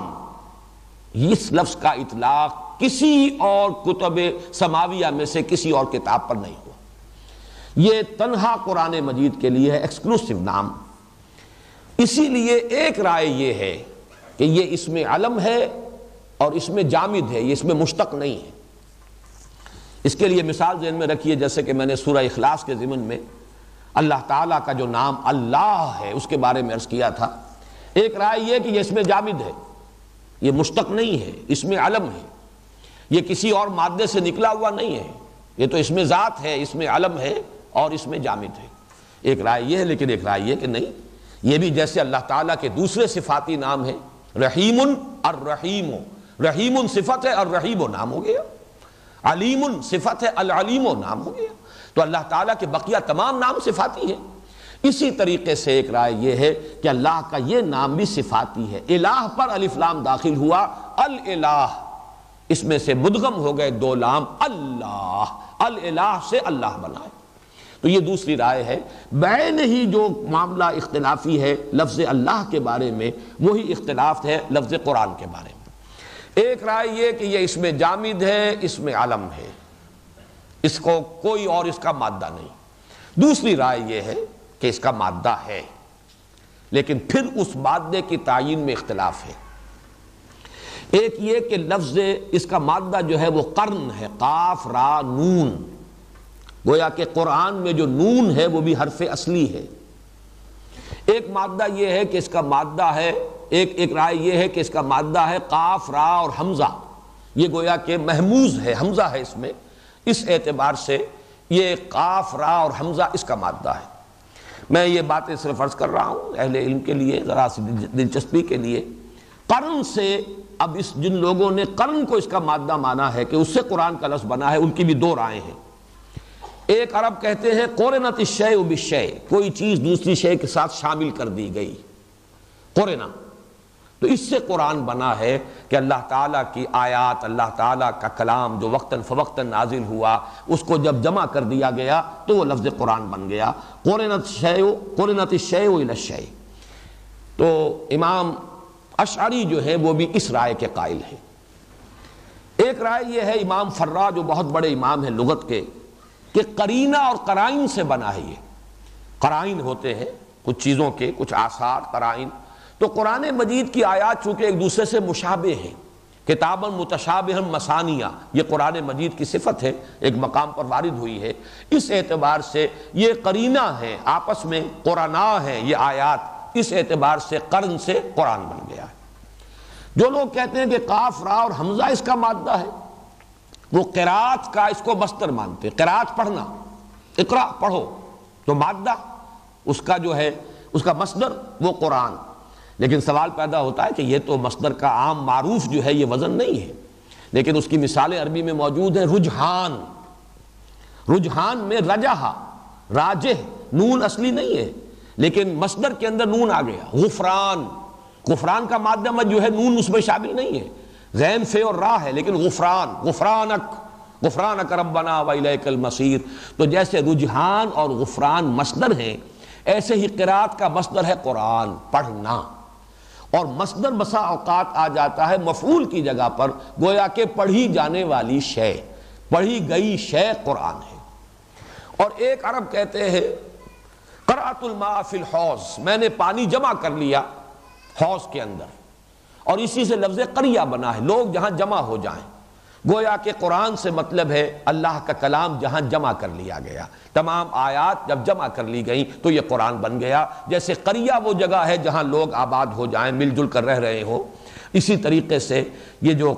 قرأت الماء فی الحوض، میں نے پانی جمع کر لیا ہے، تو جمع کرنے کا مفہوم جو ہے قرأ میں بھی ہے اور جمع کرنے کا مفہوم قرن میں بھی ہے۔ یہ دونوں مادے جو ہیں ایک دوسرے سے بہت قریب ہیں۔ بہرحال یہ ہے اس لفظ کے لغوی بحث۔ باقی یہ کہ قرآن مجید، اب میں اگلی بحث پر آ رہا ہوں کہ اس کا اسلوب کلام کیا ہے۔ قرآن مجید نے سب سے زیادہ شد و مد کے ساتھ جو نفی کی ہے وہ اس بات کی کہ یہ شعر نہیں ہے۔ وما علمناہ الشعر وما ينبغی لہ، ہم نے اپنے اس رسول کو صلی اللہ علیہ وسلم شعر سکھایا ہی نہیں، نہ یہ ان کی شایان شان ہے۔ شعراء کے بارے میں اس سورہ شعراء میں جو صفات آئی ہیں بالعموم، مستثنیٰ لوگ ہیں وہ شاعر کے جن کے اندر وہ صفات نہ ہوں، ورنہ وہ کمزوریاں جو ہیں وَالشُّعَرَاءُ يَتَّبِعُهُمُ الْغَاوُونَ أَلَمْ تَرَ أَنَّهُمْ فِي كُلِّ وَادٍ يَهِيمُونَ إِنَّهُمْ يَقِولُونَ مَا لَا يَفْعَلُونَ، وہ جو کہتے ہیں وہ کرتے نہیں، جو کرتے ہیں وہ کہتے نہیں، اور ہر وادی میں گھومتے رہتے ہیں، اور عام طور پر وہی لوگ ان کی پیروی کرتے ہیں کہ جو خود غاوی ہوتے ہیں۔ وَالشُّعَرَاءُ يَتَّبِعُهُمُ الْغَاوُونَ، الا آگے استثناء بھی آیا ہے، لیکن جو یوں سمجھئے کہ ایکسیپشنز پروو دی رول، اس اعتبار سے شعر گوئی جو ہے وہ قرآن مجید کے نزدیک کوئی اچھی بات نہیں، اچھی شے نہیں، کوئی ایسی محمود صفت نہیں ہے کہ جو اللہ تعالیٰ اپنے رسول صلی اللہ علیہ وسلم کو عطا فرماتا۔ وما علمناہ الشعر وما ينبغی لہ، بلکہ یہاں تک آتا ہے کہ حضور صلی اللہ علیہ وسلم عام طور پر شعر اگر پڑھتے بھی تھے تو کہیں نہ کوئی غلطی ہو جاتی تھی۔ جیسے ہمارے ہاں بہت سے لوگ ہوتے ہیں، ویسے تو جہاں تک مفہوم کا تعلق ہے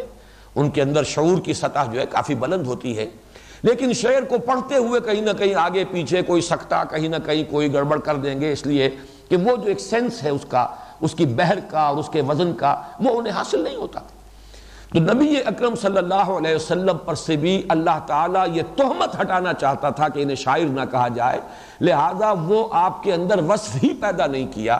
بلکہ بڑا دلچسپ واقعہ آتا ہے کہ ایک مرتبہ حضور نے ایک شعر پڑھا اور اس میں کوئی غلطی ہوئی، حضرت ابوبکر کے سامنے آپ پڑھ رہے تھے، تو مسکرائے حضرت ابوبکر رضی اللہ تعالی عنہ، اور عرض کیا انہوں نے میں گواہی دیتا ہوں اشہد انک رسول اللہ، میں گواہی دیتا ہوں کہ آپ اللہ کے رسول ہیں، اور اللہ نے فرمایا کہ وما علمناہ الشعر وما ينبغی لہ، تو آپ کو واقعتاً شعر سے مناسبت نہیں ہے، یعنی شعر کے اندر جو وزن اور اس کی بحر وغیرہ کا معاملہ ہے، باقی جہاں تک اس کے مفہوم کا اور اعلیٰ مضامین اگر ہوں شعر میں تو خود حضور کا یہ فرمان ہے وَإِنَّ مِنَ الشِّعْرِ لَحِکْمَةً إِنَّ مِنَ الْبَيَانِ لَسِحْرًا وَإِنَّ مِنَ الشِّعْرِ لَحِکْمَةً، بہت سے بیان، بہت سے خطبے، بہت سی تقریریں تو جادو اثر ہوتی ہیں، اور بہت سے اشعار کے اندر جو ہے حکمت کے خزانے ہوتے ہیں۔ بعض اشعار خود حضور صلی اللہ علیہ وسلم نے بعض شعراء جو تھے ان کے خود پڑھے بھی ہیں اور ان کی تحسین فرمائی ہے، لیکن یہ کہ قرآن شعر نہیں ہے۔ البتہ ایک بات کہنے کی جرات کر رہا ہوں کہ ایک شاعری قدیم زمانے کی ہوتی تھی جس میں بحر اور وزن اور ردیف اور قافیہ اس کی پابندیاں ہوتی تھی بہت ہی سختی کے ساتھ، اس کے اعتبار سے تو یقیناً قرآن شعر نہیں،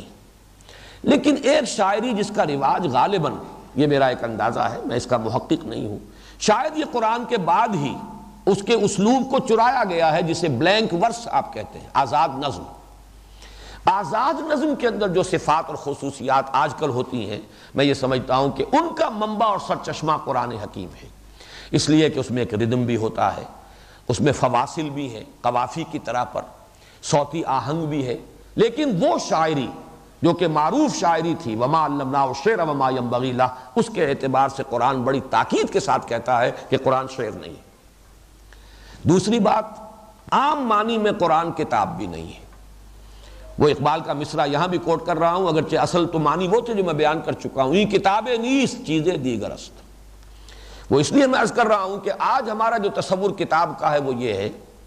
کہ ایک موضوع کسی کتاب میں، تصنیف میں، اسے جب آپ چیپٹرز کی شکل دیتے ہیں، ایک چیپٹر میں ایک بات مکمل ہو جانی چاہیے، اگلے چیپٹر میں بات آگے چلے گی، کوئی بات پچھلی ریپیٹ نہیں ہوگی، تیسرے چیپٹر میں بات اور آگے چلے گی، ایک کتاب جو ہے ایک وحدت بنے گی ایک مضمون کے اعتبار سے، اور اس میں جو چیپٹرز ہیں ان کے اندر اس طریقے سے تقسیم ہو جائیں گے عنوانات اور موضوعات۔ اس پہلو سے، اس اعتبار سے جو معروف معنی میں لفظ کتاب کا اطلاق کیا جاتا ہے ہمارے ہاں، اس معنی میں قرآن کتاب نہیں ہے۔ الکتاب ہے، لکھی ہوئی شے ہے، اللہ تعالیٰ نے اسے کتاب قرار دیا ہے، سب سے زیادہ کثرت سے لفظ کتاب ہی قرآن میں آیا ہے، 350 جگہ آیا ہے۔ قرآن اور قرآنن یہ تقریباً 70 مقام پر آیا ہے، لیکن قرآن آیا ہے ایکسکلوسیو، اور کتاب کا لفظ آیا ہے وہ تورات کے لیے بھی، انجیل کے لیے بھی، علم خداوندی کے لیے بھی، تقدیر کے لیے بھی، اور قرآن مجید کے حصوں کے لیے بھی، قرآن مجید کے احکام کے لیے بھی، لیکن یہ کہ بہرحال کتاب اس معنی میں تو ہے، معاذ اللہ کوئی نہیں کہہ سکتا کہ قرآن کتاب نہیں ہے، لیکن جس معنی میں ہم لفظ کتاب بولتے ہیں اس معنی میں قرآن کتاب نہیں۔ تیسرے نمبر پر نفی کرنی چاہیے، ایسا بھی نہیں ہے کہ یہ مجموعہ مقالات ہو، کلیکشن آف ایسیز نہیں ہے، اس لیے کہ ہر ایسے، ہر مقالہ اپنی جگہ پر ایک مکمل شے ہوتا ہے، خود مکتفی، مکمل، اس کی کلیکشن ہے، لیکن وہ شکل بھی قرآن مجید کے بارے میں ہم نہیں کہہ سکتے۔ اب یہ ہے کیا؟ پہلی بات تو نوٹ کیجئے کہ اس کا اسلوب ہے خطبے کا، انداز خطبے کا ہے۔ عرب میں دو ہی چیزیں زیادہ معروف تھیں، یا خطابت یا شاعری۔ شعراء ان کے ہاں بڑے محبوب تھے، شاعری کا بڑا انہیں ذوق تھا، شعراء کی بڑی قدر کرتے تھے، بڑی قدر و منزلت، ان کے مقابلے ہوتے تھے قصیدہ گوئی کے۔ پھر ہر سال جو ہے جو سب سے بڑا شاعر شمار ہوتا تھا اس کے سامنے باقیہ سب شاعر سجدہ کرتے تھے باقاعدہ، اس کی اظہار، اس عظمت کے تسلیم کرنے کی ایک علامت کے طور پر۔ پھر اس کا قصیدہ لٹکا دیا جاتا تھا بیت اللہ پر، سبع معلقہ وہی قصائد ہیں۔ تو یا تو وہ شعروں سے واقف تھے یا خطبے، خطیب۔ تو قرآن مجید اس دور کی یہ جو دو صنفیں سب سے زیادہ معروف تھیں، شاعری اور خطبہ، اس میں خطبے کے اسلوب پر ہے۔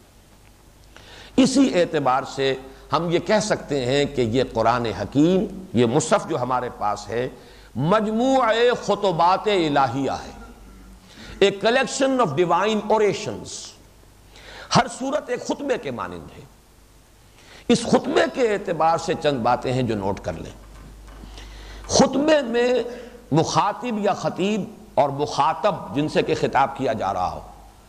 ان کے درمیان ایک ذہنی رشتہ ہوتا ہے۔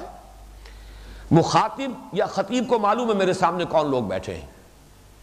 ان کی فکر کیا ہے، ان کی سوچ کیا ہے، ان کے عقائد کیا ہیں، ان کے نظریات کیا ہیں، جانتا ہے۔ وہ ان کا حوالہ نہیں دے گا، بحث نہیں کرے گا، گفتگو کے اندر ان پر تنقید بھی کرے گا، اس کی تصحیح بھی کرے گا،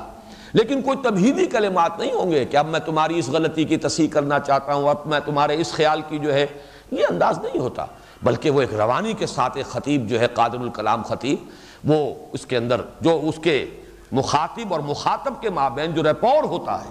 ایک ذہنی ہم آہنگی ہوتی ہے، ایک دوسرے سے واقف ہیں،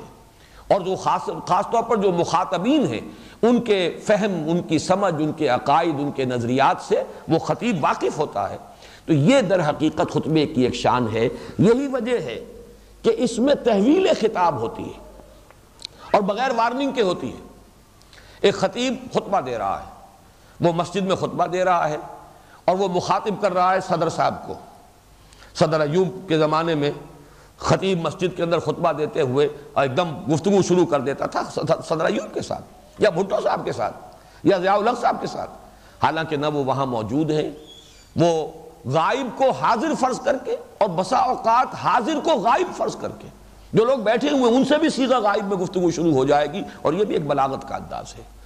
کبھی وہ بات ایک طرف کر رہا ہے، کبھی دوسری طرف کر رہا ہے، کبھی کسی غائب سے کر رہا ہے، اور وہ انداز ہوگا خطابت کا، اگرچہ وہ غائب وہاں موجود نہیں ہے۔ اس کو کہتے ہیں تحویل خطاب، اور قرآن مجید پر غور کرنے کے ضمن میں اس کی بڑی اہمیت ہوتی ہے۔ خطاب کا رخ معین کرنا، یہ بات کس سے کہی جا رہی ہے، مخاطب کون ہے، اسی کے اعتبار سے اس بات کا اصل مفہوم جو ہے اجاگر ہو کر سامنے آتا ہے۔ ورنہ اگر یہ کہ مخاطب کا تعین نہ ہو تو بہت سے بڑے بڑے مغالطے جو ہے جنم لے سکتے ہیں۔ پھر یہ کہ خطبے میں آپ نے دیکھا ہوگا ایک مقالہ ہے، مقالے میں عام طور پر صرف عقل سے اپیل کی جاتی ہے، اس میں لاجک، اس میں منطق، دلائل، عقلی دلائل۔ خطبے میں جہاں عقل سے اپیل ہوتی ہے وہاں جذبات سے اپیل ہوتی ہے،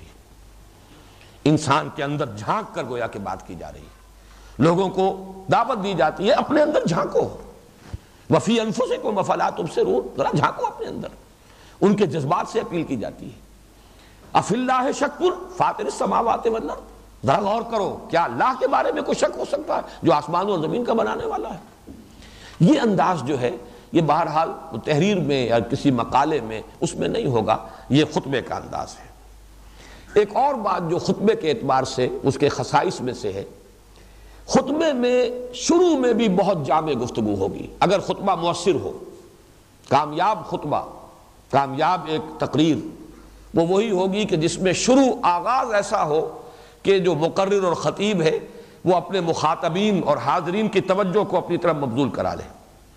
اور پھر اگرچہ خطبے کے دوران مضمون دائیں طرف بائیں طرف پھیلے گا، ادھر جائے گا ادھر جائے گا، اس گلی میں اس گوشے میں، لیکن پھر آخر میں آ کر وہ پھر کنورج ہوگا کسی مضمون کے اوپر۔ یہ اگر نہیں ہے تو گویا کہ وقت ضائع ہو گیا۔ ہمارے ہاں جو بڑے بڑے خطیب، اور خاص طور پر احرار نے پیدا کیے بڑے خطیب، عوامی خطیب، جن میں سے یعنی عطا اللہ شاہ بخاری مرحوم بہت بڑے خطیب، اب ان کی گفتگو 4 گھنٹے 5 گھنٹے چل رہی ہے، اور اس میں کبھی مشرق کی، کبھی مغرب کی، کبھی شمال کی، کبھی جنوب کی، کبھی ہنسانے کا انداز، کبھی رلانے کا انداز، کہیں لطیفہ گوئی، کہیں کوئی اور انداز، لیکن اول و آخر بات بالکل واضح، خوب گھما پھرا کر بھی مخاطب کو کسی ایک بات پر لے آنا کہ اٹھے تو کوئی ایک بات لے کر اٹھے، کوئی ایک پیغام، کوئی ایک جذبہ اس کے اندر جاگ چکا ہو، کوئی پیغام اس تک پہنچ چکا ہو۔ یہ خطبے کے اوصاف ہیں۔ اگرچہ قصائد کے اندر بھی آپ کو معلوم ہے، غزل ہو، قصیدہ ہو، تو مطلع اور مقطع دونوں کی بڑی اہمیت ہے۔ مطلع جاندار ہے تو آپ غزل پڑھیں گے، اور مطلع ہی پھسپھسا ہے تو کیا پڑھیں گے، آگے آپ پڑھیں گے ہی نہیں۔ اسی طریقے سے مقطع جاندار ہونا چاہیے، تو مطلع اور مقطع کے الفاظ اسی لیے علیحدہ سے وضع کیے گئے۔ تو خطبات کے اندر بھی یہ کہ ابتدا میں اور اختتام پر نہایت جامع اور جو اصل مضمون ہوتا ہے، اسی لیے خواتیم اور فواتح سور کا قرآن مجید کی جو سورتوں کی ابتدائی آیات اور اختتامی آیات ہیں ان کی فضیلت پر مشتمل بہت سی احادیث ملتی ہیں۔ سورہ بقرہ کی ابتدائی آیات، اختتامی آیات، اسی طریقے سے سورہ آل عمران کی شروع کی آیات، پھر وہ خاتمہ سورت کی آیات، سورہ حج کا یہی انداز، یہ آپ کو اکثر و بیشتر صورتوں میں ملے گا۔ تو یہ ہے اصل میں